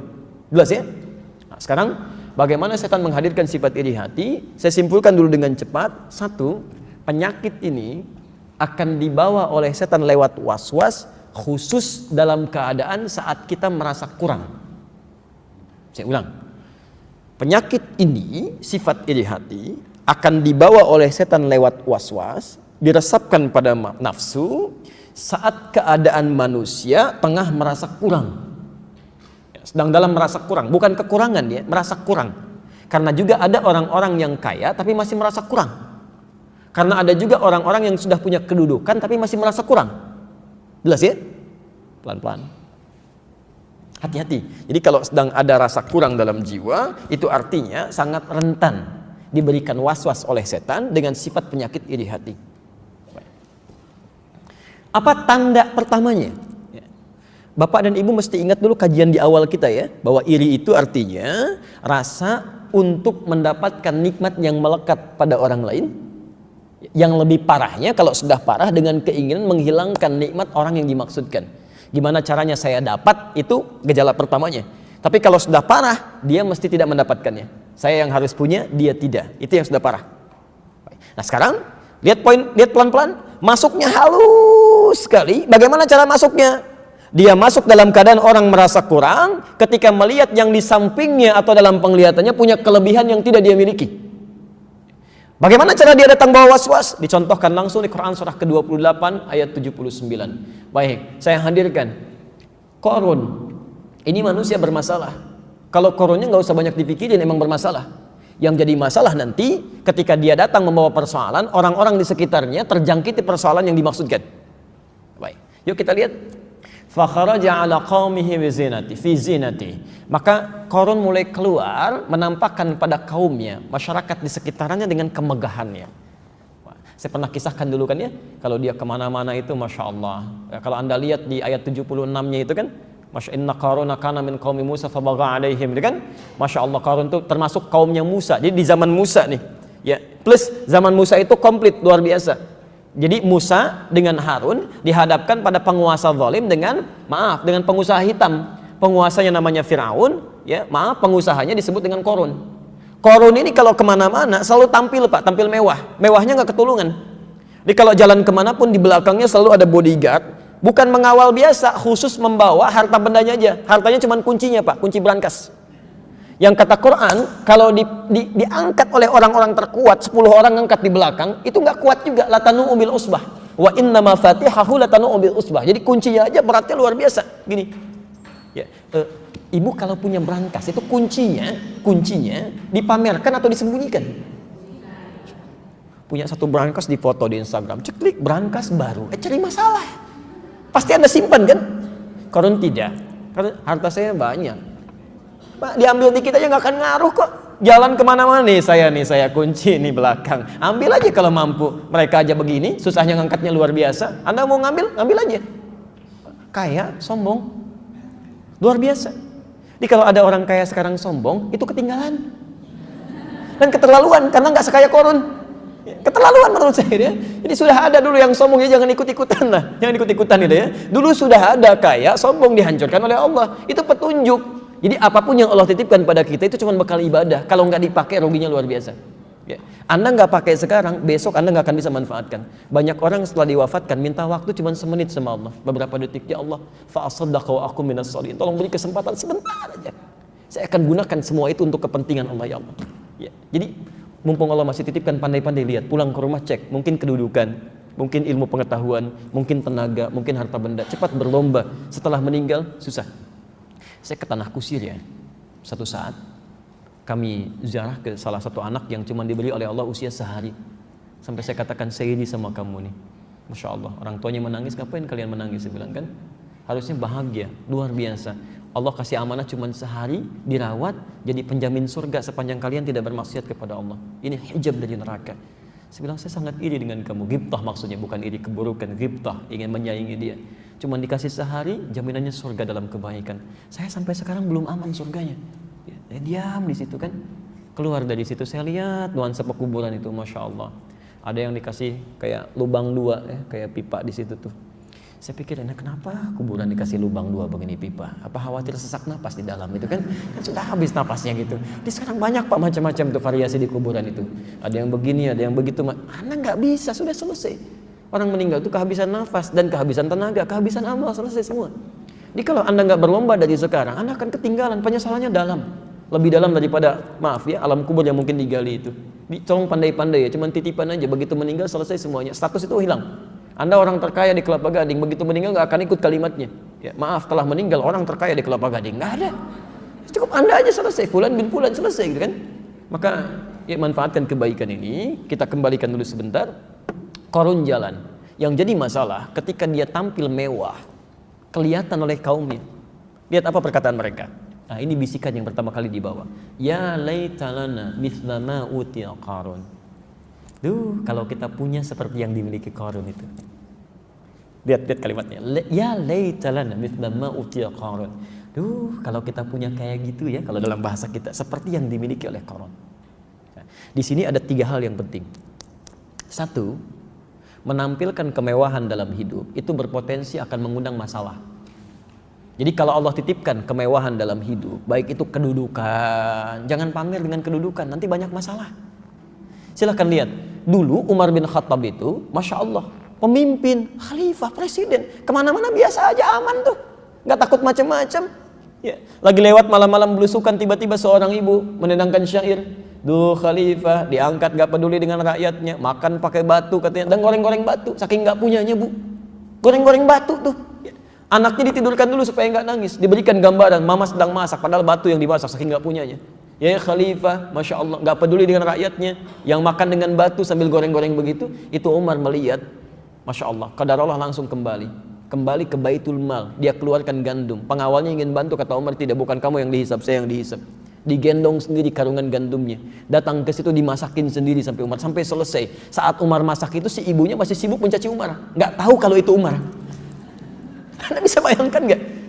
Ya, Anda bantu orang dicaci sambil masak, dicaci begitu aja terus itu kan, sampai selesai, sampai kepergiannya dari situ dia tidak mengetahui dan tidak sadar kalau itu Umar bin Khattab. Jadi aman jiwanya gitu. Betapa banyak orang sekarang punya kedudukan, mau pindah ke satu tempat aja, Masya Allah, netralisir 500 meter sebelumnya. Anda takut sama apa? Malaikat maut datang aja nggak bisa dihijab, dan nggak akan mengucapkan salam, terobos saja. Silahkan Anda pasang dinding, pasang hijab, pasang macam-macam. Saya mau bepergian ke negara anu, oh kendaraannya dari kita, harus lapis baja, bajanya Masya Allah, misalnya 100 cm, silahkan aja. Ya, silahkan, malaikat maut nggak akan terhadap. Begitu dihadirkan kendaraan dia, buka yang keluar malaikat. Pulang yuk.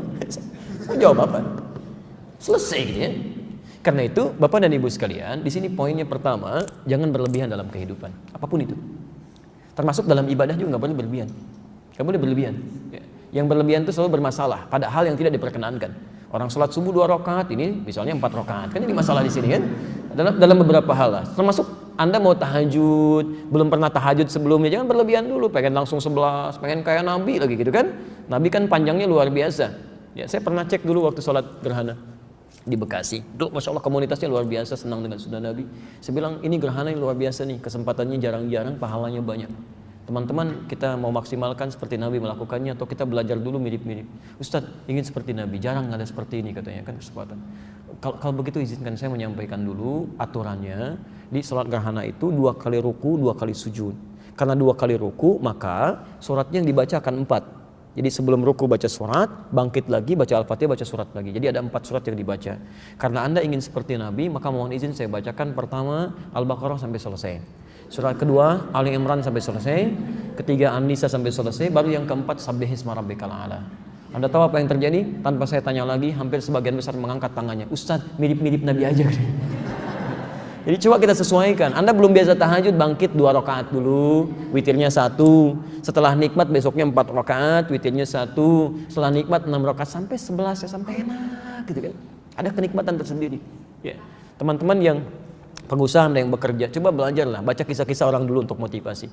Imam An-Nawawi itu punya kitab bagus, At-Tibyan fi Adab Hamalatil Quran, terbitan Darun Nafais, 187 halaman. Anda buka aja halaman 47 itu sebelah kiri, paragraf 3 baris 1 sampai 7, bagaimana dilukiskan di situ Abdurrahman bin Auf yang super sibuk, Utsman bin Affan yang sampai sekarang masih punya investasi itu di Madinah, sumurnya, kebunnya, hotel jadi hotel sekarang. Itu Masya Allah, kenikmatannya bukan saat omsetnya datang. Kenikmatannya saat bisa bangun malam dalam tahajud, sampai khatam Quran tahajudnya, sampai selesai gitu. Ada kenikmatan di situ. Ini nggak usah pamer, capek. Dulu sudah ada yang pamer dan nestapa kehidupannya. Ngapain diikutin? Buang-buang waktu gitu kan? Nah, yang kedua, ini inti masalah kita. Orang pamer di antara masalahnya adalah ketika dilihat ada kelebihan, maka lawan yang belum mendapatkan itu, setan tidak akan mendiamkan. Jadi kalau Anda sedang punya dititipkan sesuatu, potensi masalahnya ria dan sombong. Yang belum dapat itu potensi masalahnya iri. Ternyata pintu masuk setan kepada nafsu membawa penyakit iri ini bukan ingin menghilangkannya dulu, tapi keinginan untuk memiliki hal yang sama. Awas, hati-hati. Bukan keinginan yang positif, karena kalimatnya diungkapkan dengan kata laita. Ingat, kalau keinginan untuk meraih dalam konteks yang positif itu boleh. Oh, ini dia punya kedudukan sampai level tertinggi, saya juga ingin seperti itu boleh. Itu raghbah namanya. Raghbah, keinginan kuat untuk mendapat kebaikan. Tapi kalau cuma menghayal-hayal, mendapatkan sesuatu yang sebetulnya ingin diraih dengan mudah tanpa kerja keras, namanya laita. Laita.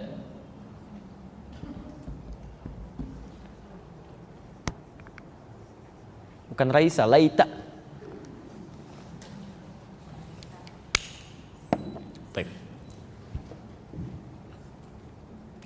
Laita itu harapan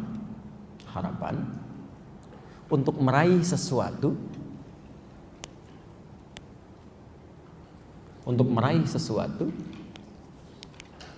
yang sulit dicapai,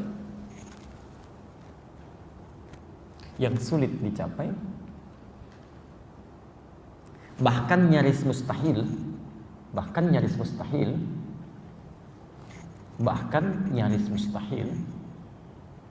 dengan cara yang instan dan mudah. Jadi ada orang pengen mendapatkan sesuatu yang sulit sebetulnya untuk dicapai, bahkan ada yang sifatnya nyaris mustahil. Karena nanti ada orang-orang yang saat di akhirat dia mengucapkan kalimat ini, saking dahsyatnya hisab itu, bahkan ada Pak ya, pernah dengar masuk surga tanpa hisab Bu? Pernah ya? Nanti ada orang masuk neraka tanpa hisab Pak. Ada ya, mungkin Anda baru dengar, tapi ada itu di Quran surah ke-18 Al-Kahf ayat 100 sampai 101, posisi paling kiri sebelah atas. Jadi saat suasana hisab itu begitu dahsyat ya, ada orang-orang yang memikirkan, "Lu saya gimana ya? Nanti hisab saya." Oleh Allah langsung ditampakkan, "Wa aradna jahannama lil kafirina yawma idzin arba." Hati-hati.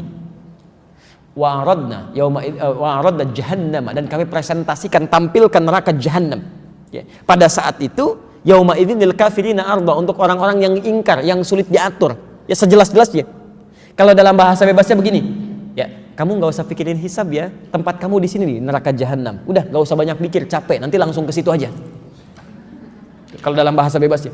Siapa orang ini? Ayat 101-nya. Alladzina kanat a'yunuhum fi ghita'in an dzikri, yaitu orang-orang yang, maaf ya, matanya itu sulit diarahkan untuk ingat kepada Allah. Wa kanu la yastati'una sam'a, dan sulit mendengar. Maaf, yang sulit melihat dan mendengar itu bukan non muslim saja, ada orang Islam pun yang sulit lihat dan dengar. Dengar adzan susah, melihat orang berbuat baik malah marah-marah gitu kan. Macam-macam. Sekarang kan banyak kelihatan tuh, gratis sekarang bisa dilihat tuh. Hikmahnya Allah menghadirkan banyak masalah saat ini, itu bisa kelihatan mana orang baik, mana orang buruk. Liyabluwakum ayyukum ahsanu amala, untuk menguji siapa yang terbaik di situ. Kan alhamdulillah Pak bisa kelihatan tuh. Ya nampak dari mulai kalangan level atasnya sampai yang bawah-bawahnya, dari yang ulama betulan sampai yang aku ulama-ulamaan tuh. Ya. Lihat sini, kembalikan. Baik, pelan-pelan. Dari sini kemudian, ya, ada yang dibawa oleh setan dengan menggunakan kalimat Qur'annya laita. Ada dia yang mengatakan saat hisab, ya laitani kuntu turaba. Ya laitani, ya Allah, ini dahsyat hisab, saya pengen jadi tanah aja lah sekarang. Ya laitani kuntu turaba, saya pengen jadi tanah aja, saya nggak pengen ikutan hisab. Saya nggak pengen dihisab, jadi tanah aja nggak apa-apa, kan? Nggak bisa. Jadi Anda berangan-angan pun akan bisa mencapai itu yang nyaris mustahil, nggak mungkin. Nah sekarang ada orang-orang yang dalam kehidupannya dibisikkan kalimat itu oleh setan. Jadi ada angan-angan dalam dirinya, harapan untuk meraih seperti yang dimiliki oleh orang, yang seharusnya dicapai dengan kerja keras, dia pengen instan. Singkatnya menghayal. Jadi kalau ada orang bawa kebaikan-kebaikan atau kelebihan dalam perangkat hidupnya, kemudian saat itu Anda menghayalkan sesuatu, itu pengantar kepada rasa iri. Datangnya dari setan. Wah senang begini, Ferrari lewat. Pengen kayak gitu tuh, setan itu. Yang sifatnya hayalan, sampai dibawa ke rumah. Kalau saya naik di situ ke depan belok sini, gimana ya kira-kira lampu merahnya? Kalau malam saya panasin, ngebut sana sini, di mana ya tempatnya? Padahal maaf ya, punya yang enggak. Sudah memikirkan bagaimana cara merawatnya gitu. Ya itu sudah hayalan. Sudah tingkat tinggi itu. Itu pengantar kepada iri. Besok-besoknya nanti masuk, kamu harus dapat seperti itu. Cuman karena instan, perhatikan di mana rumah orang itu. Kapan dia masukin ke garasinya? Kapan dia keluarkan? Ujung-ujungnya nyuri. Jelas ya? Jadi hati-hati kalau sedang dihadapkan pada hayalan-hayalan. Ya laitalan mithla ma utiya Qarun. Dia menghayal, wah gimana kalau kita bisa seperti Qarun ya, dikawal di belakang, hartanya banyak, padahal megang aja enggak gitu. Dari sekian puluhan tahun ibu bapak hidup sampai hari ini, berapa kali pernah menghayal dalam kehidupan? Banyak, tanpa disadari kadang-kadang. Masuk ke Masjidil Haram, kalau saya jadi imam di sini gimana ya? Ayat ini yang mau saya bacakan kadang masuk juga. Ya. Masuk juga dan tidak wajar sifatnya, bahkan dalam masalah ibadah gitu. Ya, Masya Allah. Ustaz. Kalau suami saya yang ustaz gimana ya? Banyak hal gitu. Jadi kadang-kadang jadi ujungnya jadi masalah gitu. Saya awal ke Indonesia sekitar 4 tahun lalu datang, itu banyak kajian-kajian yang luar biasa. Sampai ada yang salah kesimpulan tuh, yang saya dapatkan beberapa tempat persoalan. Di dulu musim sunnah dengan bid'ah, musim sunnah dengan bid'ah, sampai ada yang keliru. Saya agak aneh juga ya, ada orang ngaji, pulang dari ngaji malah pada ribut, kan agak aneh itu menurut saya. Apa yang dipelajari? Zaman Nabi orang keras belajar jadi lembut, yang berpecah jadi menyatu. Kenapa ada orang belajar tiba-tiba yang lembut jadi keras, yang menyatu jadi berpecah? Pernah ada kemudian terjadi dalam satu keluarga, istrinya belajar, suaminya ada kesibukan, dia belajar juga, begitu pulang jadi ramai di rumah. Sampai kesimpulannya begini kurang lebih baik menikah dengan orang sunnah daripada menikah dengan suami bid'ah. Dia nggak sadar sudah puluhan tahun berumah tangga kan? Apa Anda nggak lupa dengan kenikmatan-kenikmatan yang didapat, kebaikan-kebaikan? Apa yang terjadi? Kami lihat pelan-pelannya apa sih missnya di mana? Oh, ternyata persoalan sangat sederhana. Ini belajar di sini, ini belajar di sini. Ketika kita pertemukan nyambung, akhirnya ketawa-ketawa pada akhirnya gitu kan. Nah, jadi coba kita lihat dulu, kalau kita dalami dengan baik, Anda melihat sesuatu yang agak berbeda di hati, pasti ada miss di situ.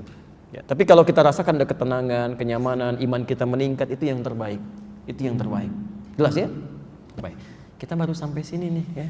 Jadi baru pengantar. Kalau ada orang-orang yang sifatnya sering menghayal, coba pulang ke rumah ya. Bapak ibu nggak menghayal, tapi mungkin anaknya lagi menghayal. Kan? Atau kerabatnya jadi persoalan nih. Baik, jelas sampai sini? Baik, kalau jelas kita simpan dulu di sini. Ini kita baru ayat ke yang keempat ya. Saya mau kasih obatnya dulu atau disimpan sampai sini? Kita kasih obatnya dulu ya. Sebab kalau nggak diobati pulang dari sini pada menghayal semua kan repot juga deh. Baik, oke, Quran surah keempat ayat 32. Kita obati dulu, baru pertemuan berikutnya langkah pengobatan. Ini obat untuk pencegahan. Bila berlanjut ya hubungi evaluasi diri masing-masing ya. Quran surah keempat ayat 32. Bismillah. Wala tatamannawna bihi ma faddalallahu ba'dakum 'ala ba'd. Lirijali nasibun mimma iktasabu walin nisa'i nasibun mimma iktasabu. Was'alullaha min fadli. Ada ayatnya? Quran surah keempat An-Nisa ayat 32. Wala tatamannaw, dan janganlah banyak menghayalkan. Wah, itu kunci pencegahannya. Wah, Masya Allah, ternyata sederhana Pak. Ya, di Quran itu ada banyak obat yang sangat sederhana tapi dampaknya dahsyat. Ini peringatan juga pada para dokter. Kalau ada obat-obat yang sederhana, jangan diberikan beban orang-orang yang sakit itu. Begini obatnya ini, padahal minum air putih aja selesai. Jadi ini pelajaran dari Quran tuh nggak boleh tuh membuat orang susah. Orang itu sakit berobat ingin cepat sehat, lalu Anda berikan obat-obat yang membuat orang susah. Itu dosanya banyak gitu. Dosanya banyak sebab menambah penyakit baru. Nih Quran memberikan pelajaran. Ini penyakit bahaya yang dampaknya cukup dahsyat ini. Ya, obatnya ternyata satu dengan kalimat yang sangat singkat. Begini. La itu dalam bahasa Arab yang bacanya panjang ya, 2 harakat matabi, la. Itu ada 3 jenis. Ada 3 jenis. Pertama, la disebut dengan la nafyi. Ya, la nafyi. Nafyi itu adalah jenis huruf la nafyi. Atau nafi ya, nafi gini, nafyin. La yang berfungsi meniadakan sesuatu, yang meniadakan atau menepikan sesuatu. Rumus cepatnya begini, setelah huruf la ada kalimat akhirnya dhammah u. Ya. Misal Al-Baqarah 286, la yukallifullahu nafsan illa wus'aha. Setelah la ada kalimat harokat akhirnya u, la yukallifu. Itu artikan dengan nafi, terjemah gampangnya tidak. Ya, tidaklah atau tidak. Allah tidak akan memberikan tugas kehidupan di luar batas kemampuan hambanya. Diartikan tidak di situ. Jelas di sini? Jadi kalau Bapak Ibu baca Al-Qur'an atau hadis, kemudian menemukan huruf la, setelahnya ada kalimat harakatnya dhamma, la yukallifu, la ya'khudhu, la ya'kulu misalnya, itu terjemahkan dengan tidak. Jelas? Baik. Yang kedua, la disebut dengan la naqsun, nun qaf sad, naqsi, yang menunjuk makna kurang, berkurang, tidak sempurna. Ya. Ciri paling gampangnya, jika ada huruf la, setelahnya ada kalimat, harakatnya fathah. A. A fathah, A. Ya. Ingat ada kasrah, dhammah, fathah, sukun. Saya di Garut waktu duduk ada seorang bapak nawarkan, Ustaz, ini buah sukun katanya. Saya bilang, Pak, ini bukan sukun, ini fathah. Karena sudah dibuka-buka. Kalau sukun itu masih di atas, belum jatuh bulat tuh. Begitu jatuh kasrah. Kasrah itu pecah dalam bahasa Arab. Jadi kenapa disebut kasrah? Karena suaranya pecah. Ya, dari U jadi I. Jadi di atas sukun begitu jatuh kasrah. Setelah Anda potong-potong terbuka itu fathah. Jadi ini buah fathah sebenarnya. Kemudian beliau bawa lagi pada istrinya ke dapur, dia katakan, "Mah, kata Pak Ustadz, ini bukan buah sukun, ini fathah." Baik, itu nyata kami di Garut, bukan kisah-kisah karangan. Di kasrah, saya ulang ya. Yang pertama tadi apa? Baik. Pertama, dhamma, nafi, kedua naqsi, harakatnya fathah. Misal, saya beri contoh. Belajar Riyadhus Shalihin. Kita Riyadhus Shalihin, karangan Imam An-Nawawi, ada 1896 hadis. Dilihat di hadis yang keempat, posisi paling kiri sebelah atas, dari Sayyidah Aisyah radhiyallahu taala anha. Di situ ada kalimat begini dari Nabi sallallahu alaihi wasallam, la hijrata ba'dal fathi. Tidak ada hijrah setelah fathah. Ya, fathah itu artinya sesuatu yang terbuka dari yang buruk sehingga lebih dekat dengan Allah Subhanahu wa taala. Sekat-sekat yang terbuka untuk mendekat kepada Allah. Dulu orang di Mekah susah ibadah kepada Allah karena di Ka'bahnya banyak berhala disimpan, banyak orang menghadang. Setelah itu dibuka, kemudian berhalanya dikeluarkan, orang-orangnya ditobat, semua menyembah kepada Allah, maka disebut Fathu Makkah. Di fathah itu bukan penaklukan. Fathah itu membuka sesuatu yang buruk di situ. Orang Islam itu kalau datang ke satu tempat bukan ingin menjajah, tapi menghilangkan keburukan-keburukan yang ada di dalamnya. Karena itu silahkan lihat, semua yang kedatangan orang Islam itu tidak pernah ada masalah-masalah di situ. Baik aja, sampai di kita tuh. Tapi begitu datang orang asing datang, pasti kacau itu. Silahkan cek. Ya. Nah sekarang kata Nabi, la hijrata ba'dal fathi. Kalau sudah terbuka kedekatan dengan Allah, jangan hijrah, jangan pindah. Kenapa? Bisa berkurang nanti nilai-nilai kebaikan yang sudah didapatkan. Anda sudah tinggal di Mekah, sekali sholat di Masjidil Haram berapa pahalanya? 100.000. Tinggal di Mekah itu di Masjidil Haram 100.000 dan auranya beda. Selalu ingin cepat ke masjid. 1 jam sebelum adzan, Pak, sudah ke masjid. Sebelum adzan, Bu, kayak pesantren gitu kan? Masuk lagi, keluar lagi, masuk lagi, auranya lain. 100.000. Sudah dapat 100.000 di Mekah, pindah ke Bogor misal gitu kan? Kan satu nilainya. Anda 100.000 pindah, jadi berkurang kan? Naksi di situ. Sama dengan Anda tinggal misalnya di sini, dekat dengan masjid, ustadznya bagus-bagus, ada kajiannya gitu kan? Kemudian senang bisa ibadah di situ. Jangan pindah, kecuali ada sesuatu yang memang sangat mendesak. Karena ketika Anda berpindah, itu akan berkurang nanti kebaikan-kebaikan yang semula sudah didapatkan dan berjuang lagi di situ. Termasuk di pekerjaan Anda. Kalau sudah memilih dekat dengan Allah, gampang sholatnya, dapat teman yang enak gitu kan, usahakan di situ. Ya, karena sulit lagi menemukan yang seperti itu. Anda pilih mana? Bekerja di satu tempat, gajinya 500.000 per bulan, dekat dengan Allah, sholatnya luar biasa, atau di tempat yang, maaf ya, 500 juta per bulan tapi susah sholat, Jumatan gantian, kan? Baca Qurannya susah. Pilih mana? Nggak ada pilihan ketiga. Susah ya. Nah ini ujiannya ada di situ, Pak. Ya, ada sekarang banyak tawaran tapi maaf, penyakitnya juga banyak. Ada riba, ada tipu-tipu, ada macam-macam. Yang didapatkan memang banyak, tapi penyakitnya banyak. Ya. Kembalikan. Terakhir, la nahyi. Di sini kita berakhir. Nahyi, nahyi. Diserap dalam bahasa India nahi. Itu dari kata bahasa Arab nahi. Ya. Betul, nanti ada dari India yang tukar-tukaran dengan bahasa Arab. Termasuk angka-angka sekarang. Itu angka apa itu? Yang saya tulis angka apa? 53, 12, 168, angka apa itu? Jangan salah, itu angka Arab. Itu angka Arab yang menemukan Al-Khawarizm. Itu angka Arab. Kalau yang sekarang Anda tuliskan begini, kemudian ada yang duanya begini, itu Hindi.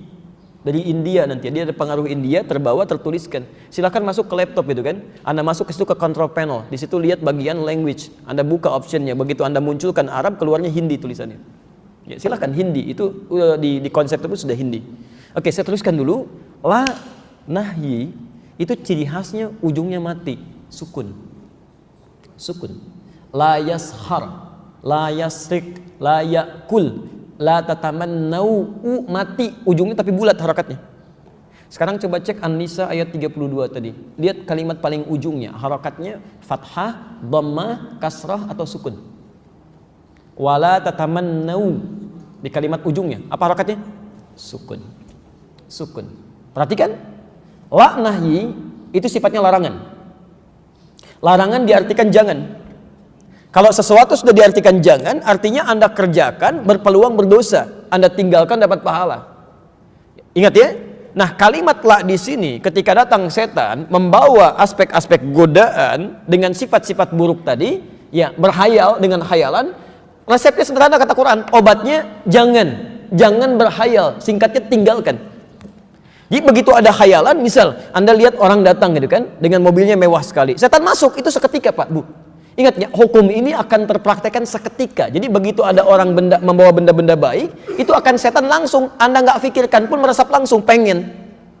Seketika itu. Anda lihat teman bawa handphone bagus, itu seketika, nggak Anda bilang pun, tek, pengen kayak gitu. Itu kalau cuman pengen sampai sini, mungkin belum ada masalah. Tapi kalau sudah sampai berhayal, kata Quran, segera buang. Segera buang. Apalagi di tempat-tempat setan berada, itu banyak khayalannya. Mall, itu tempat setan. Betul, pasar itu tempat setan. Makanya hati-hati, ibu kalau belanja itu banyak berhayal tuh, banyak pengen, banyak ini, banyak itu ya. Nah, itu kalau nggak butuh tinggalkan. Ya. Kamar mandi, toilet tempat setan, Pak.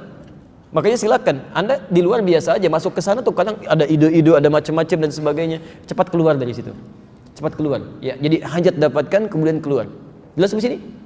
Nah, jadi kalimatnya sederhana. Kalau sudah ada langkah seperti itu, jangan dibiarkan sehingga menjadi liar di situ, ditempuh dengan cara yang tidak baik. Nah, kalimat Qurannya begini. Kalau Anda mau kata Quran, jangan menghayal. Belum selesai ayatnya sampai sini. Kalau ayatnya cuma sampai sini, maka Allah tidak memberi peluang pada kita untuk mendapatkan apa yang seperti mereka dapatkan.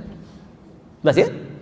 Nah, kalimatnya la tatamannau, kamu jangan berhayal atas kelebihan yang Allah titipkan pada orang lain.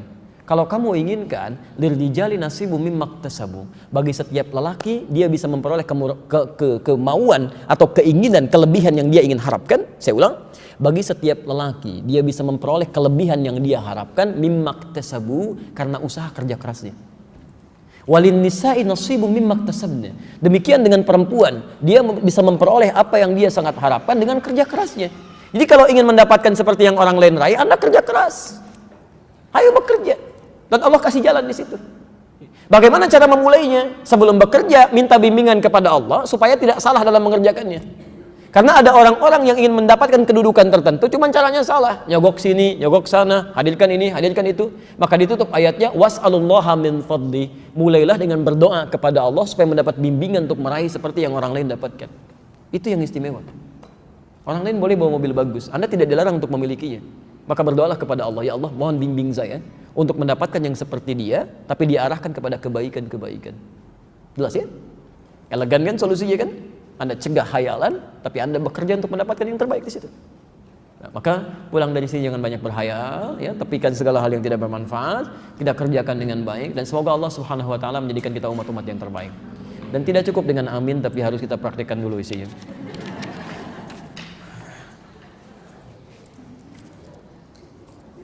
Saya berikan sekitar 10 menit ya untuk bahas ini dulu, setelah itu kita tutup ya.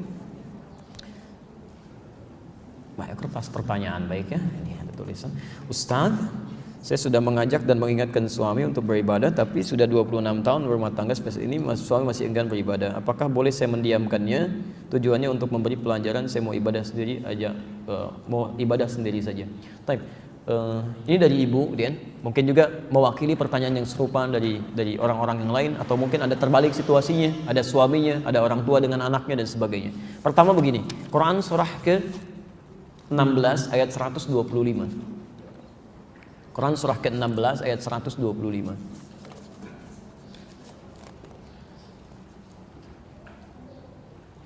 Kemudian Quran surah ke-9 ayat 103. Quran surah 9 ayat 103. Jadi kalau ada orang-orang yang masih sulit mendekat kepada Allah, bagaimana cara mengajak dia gitu kan?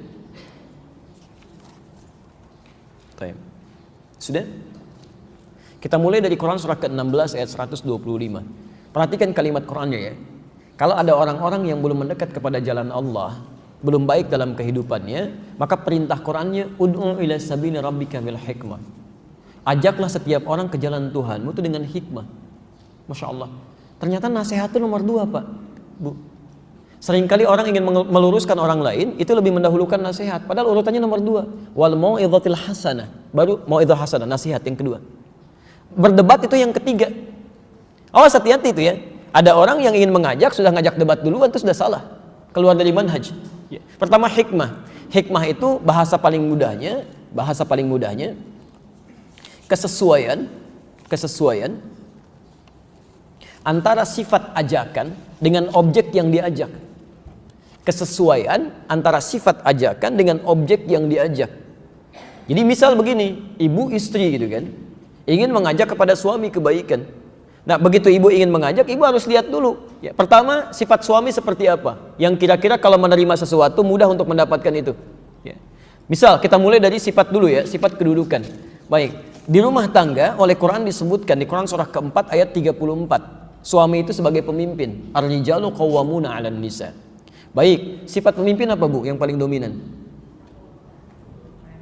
Apalagi perintah, Bapak mau ngasih lagi yang lain masukan? Sifat pemimpin yang paling dominan itu tidak mau dipimpin. Ya, sifat yang paling dominan tidak mau dipimpin. Makanya pemimpin itu sulit menerima saran tapi mudah menerima masukan. Karena saran itu dari yang paling tinggi. Kadang-kadang di sini suka ada miss gitu. Ketika ada istri ingin meluruskan suami pada yang salah, tiba-tiba menjadi pemimpin. Serupa kalimatnya sama. Itu nanti jiwa kepemimpinannya tidak akan bisa menerima itu. Susah. Ya. Suami sholat pernah terjadi Bu. Ini di Bekasi saya ceritakan. Ini nyata kisahnya. Saya mengalami sendiri yang cerita. Ini suami pulang Bu. Dari sejak bekerja capek dia, kemudian belum sholat isya, di rumah datang sholat isya. Begitu turun sholat isya, ya, yang tidak sami Allahu liman hamidah, dia sujud mendahulukan lututnya, turun. Istri melihat itu. Begitu setelah salam, istrinya langsung tanpa tanya macam-macam, papa sholatnya tadi nggak sesuai sunnah. Ya, langsung pada posisi yang di atas gitu kan, tidak bertanya, tidak masuk dalam hal tertentu dulu. Dia masuk dengan posisi langsung ingin meluruskan, papa sholat tidak sesuai sunnah. Kenapa mah? Harusnya pakai telapak tangan dulu, bukan pakai lutut dulu. Langsung suaminya tidak akan menurunkan tensi kepemimpinannya. Maka dia jawab, mama yang tidak baca hadisnya. Masya Allah. Padahal Pak, Ibu ya, besoknya cerita pada saya sendiri, langsung saya dengar. Dua-duanya nggak baca itu. Satu belajar pada Ustadz A, satu belajar pada Ustadz B. Tapi persoalan itu menjadikan keduanya tidak tegur sapa semalaman. Cuman gara-gara turun tuh. Bagaimana setan bisa masuk ke situ? Padahal dua-duanya ada di kitab hadis yang sama. Di Abu Daud yang pakai lutut nomor hadis 838 dari Wa'il bin Hujur, yang pakai telapak tangan dari Abu Hurairah nomor hadis 840 sampai 841. Cuman beda dua nomor Bu. Yang satu sebelah kanan paling bawah, yang satu sebelah paling atas sebelah kiri. Dan dua-duanya sahih gitu. Sahih. Ibnul Qayyim al-Jauziyah memilih menggunakan lututnya, menulis sifat sholat Nabi. Begitu orang-orang memilih menggunakan itu, diduga orang nanti lupa dengan menggunakan telapak tangan. Syekh Muhammad Nasiruddin Al-Albani menulis sifat sholat Nabi kemudian hari, mempopulerkan dengan telapak tangan. Anda yang baca dari Syekh Muhammad Nasiruddin Al-Albani pasti pakai telapak tangan tuh. Tapi yang menggunakan Ibnul Qayyim al-Jauziyah memilih dengan lutut. Dua-duanya benar. Mau pakai lutut, mau pakai telapak tangan, sah keduanya. Yang salah yang pakai kepala duluan tuh. Ya. Agak rame gitu. Ya, jadi yang pertama, Anda masuk lewat hikmah. Kalau susah, nah kalimat hikmah pertama ini yang langsung dimunculkan di Quran. Jadi orang-orang yang sulit, yang keras, jangan pakai lisan dulu. Di antara makna hikmah salah satunya doa. Berdoa dulu. Berdoa. Masih ingat kan Firaun? Ya, kisahnya dengan Musa. Begitu Musa mau berdakwah kepada Firaun, Firaun itu luar biasa Pak. Bukan cuma menyebalkan Pak. Jahat kadang-kadang kalimatnya. Anda rambutnya tidak menyenangkan nih. Kalau bahasa Firaun, itu rambut gak bagus banget tuh. Saya bosan lihatnya. Tolong pisahkan kepala dari badannya. Langsung kepalanya potong aja gitu. Itu Firaun tuh. Makanya kalau maaf menerima kata-kata seperti itu Nabi Musa bisa cepat marah kalau nggak lapang hatinya. Kalau sudah Nabi misalnya tidak lapang hati berdoa kepada Allah, ya Allah ini manusia menyebalkan banget, wafatkan dia saat ini, bisa meninggal. Cuma tidak ada hikmah dakwah bagi kita. Maka itu sebelum datang kepada Firaun, Nabi Musa berdoa. Lihat kalimatnya, Rabbi syrahli wa yassirli wahlul 'uqdatam min lisani yafqahu qawli. Maka mulai dengan doa Anda bangkit malam kan? Ibu bangun, tahajud, sholat, mohon ya Allah, Engkau titipkan suami kepada saya bukan kepada yang lain ya Allah. Ya, ada niat-niat kebaikan di situ, mohonkan, minta dengan baik, insya Allah akan ada perubahan, pelan-pelan. Lu tampilkan dalam bentuk akhlak sehingga dia bertanya, ini dari mana sih saya belajar seperti ini? Pelan-pelan dia berubah. Demi Allah saya katakan ketika langkah ini diikuti, masya Allah, banyak yang sudah berubah. Saya mulai dari tinggal dulu di Lebak Bulus, dulu mengasuh pesantren Al-Hikmah, saya pernah kisahkan juga ini. Ada seorang ibu mengadukan anaknya, susah sholat dan sebagainya. Datang sambil sendu gitu kan. Saya bilang, sudah diingatkan, sudah. Gak usah diingatkan lagi. Sekarang ibu pulang, nanti malam coba bangun tahajud, di kamar anaknya, sampingnya sholat. Minta sama Allah setelah sholat. Mohonkan dengan khusyuk, tapi yang ikhlas. Setelah 3 hari coba saya ingin tanya seperti apa hasilnya. 3 hari kemudian singkatnya datang. Dari jauh sudah suaranya kencang sekali, santri sampai keluar itu. Ustaz, bawa nasi uduk saat itu, saya masih ingat, datang, anak saya sudah sholat katanya. Tang, bagaimana bisa? Masya Allah, ternyata malam ketiga itu anaknya langsung bangkit dipeluk ibunya menangis. Maafkan saya ma, katanya. Saya lihat mama malam-malam gitu kan, saya ngintip, saya lihat mama menangis. Saya minta maaf, bukan saya nggak mau sholat, tapi dulu kan papa juga nggak sholat. Mama sibuk gitu kan, untuk apa saya juga sholat? Jadi berpikirnya sudah ke situ. Sekarang saya berjanji, insya Allah saya akan memulai. Tapi bagaimana caranya? Ya, ibunya datang lagi, hubungi santri kami. Kemudian di situ kita tugaskan seorang membimbing. Demi Allah saya katakan, sampai hari ini bukan cuma dia bagus dalam sholatnya, dia mulai menghafal Quran. Hafal Quran, sekarang sudah menghafal. Dan itu banyak terjadi. Saya mengajar, tiba-tiba qadar Allah ada seorang berubah gitu kan. Dengan izin Allah Subhanahu wa taala, bukan karena peran kita. Dia lebih baik, orang tuanya marah. Kamu kenapa bisa seperti ini? Siapa yang membuat kamu begini? Kalau kamu tidak mampu, kasih tahu apa saya perlu turun tangan kan? Bukan cuma tangannya, kakinya juga turun kadang-kadang ya, lisannya juga bicara macam-macam. Apa yang terjadi? Dia datang, saya bilang, gak usah khawatir gitu kan. Ya, sikapi dengan baik, bermohon kepada Allah, nanti akan dikasih peluang. Sekarang kamu cuma tampilkan kebaikan seperti Rasul menuntun kita. Ya, berbakti kepada orang tua, tampilkan kebaikan, rawat dia. Ternyata ketika diniatkan, Allah kasih sakit ibunya, Bu. Kasih jalan. Begitu muncul momentumnya, Allahu Akbar, dia nggak pikir panjang lagi, dia carikan rumah sakit terbaik, dia angkat ibunya, di balik tugasnya yang sangat padat, dia temani, dia lihat tidak ada saudara yang lain kecuali dia saja. Sampai ibunya bertanya, kamu dari mana sikap semua ini? Diajarkan, ini yang saya pelajari semua ini. Dari situ apa yang terjadi? Setelah keluar dari rumah sakit, ibunya, bapaknya, istrinya, anaknya, cucunya datang semua. Kemudian kita mulai makan sama-sama, ngobrol ringan, Masya Allah enak. Sampai sekarang, keluarganya nikmat gitu. Jadi Anda tidak ditugas untuk merubah orang, tidak ditugaskan oleh Allah untuk merubah orang, tapi ditugaskan untuk berikhtiar supaya dapat pahala di situ. Mungkin ibu dititipkan oleh Allah suami selama ini supaya pahala ibu tidak mencari keluar, ada di situ. Anda diberikan pahala di dalam rumah, orang lain mencari keluar rumah, ada pahala banyak didapatkan di situ. Maka bersabarlah dengan berdoa, pelan-pelan kemudian bermohon kepada Allah, kecuali maaf ketika sudah mulai mengarahkan pada maksiat. Kalau sudah seperti itu ada langkah lain yang harus ditempuh.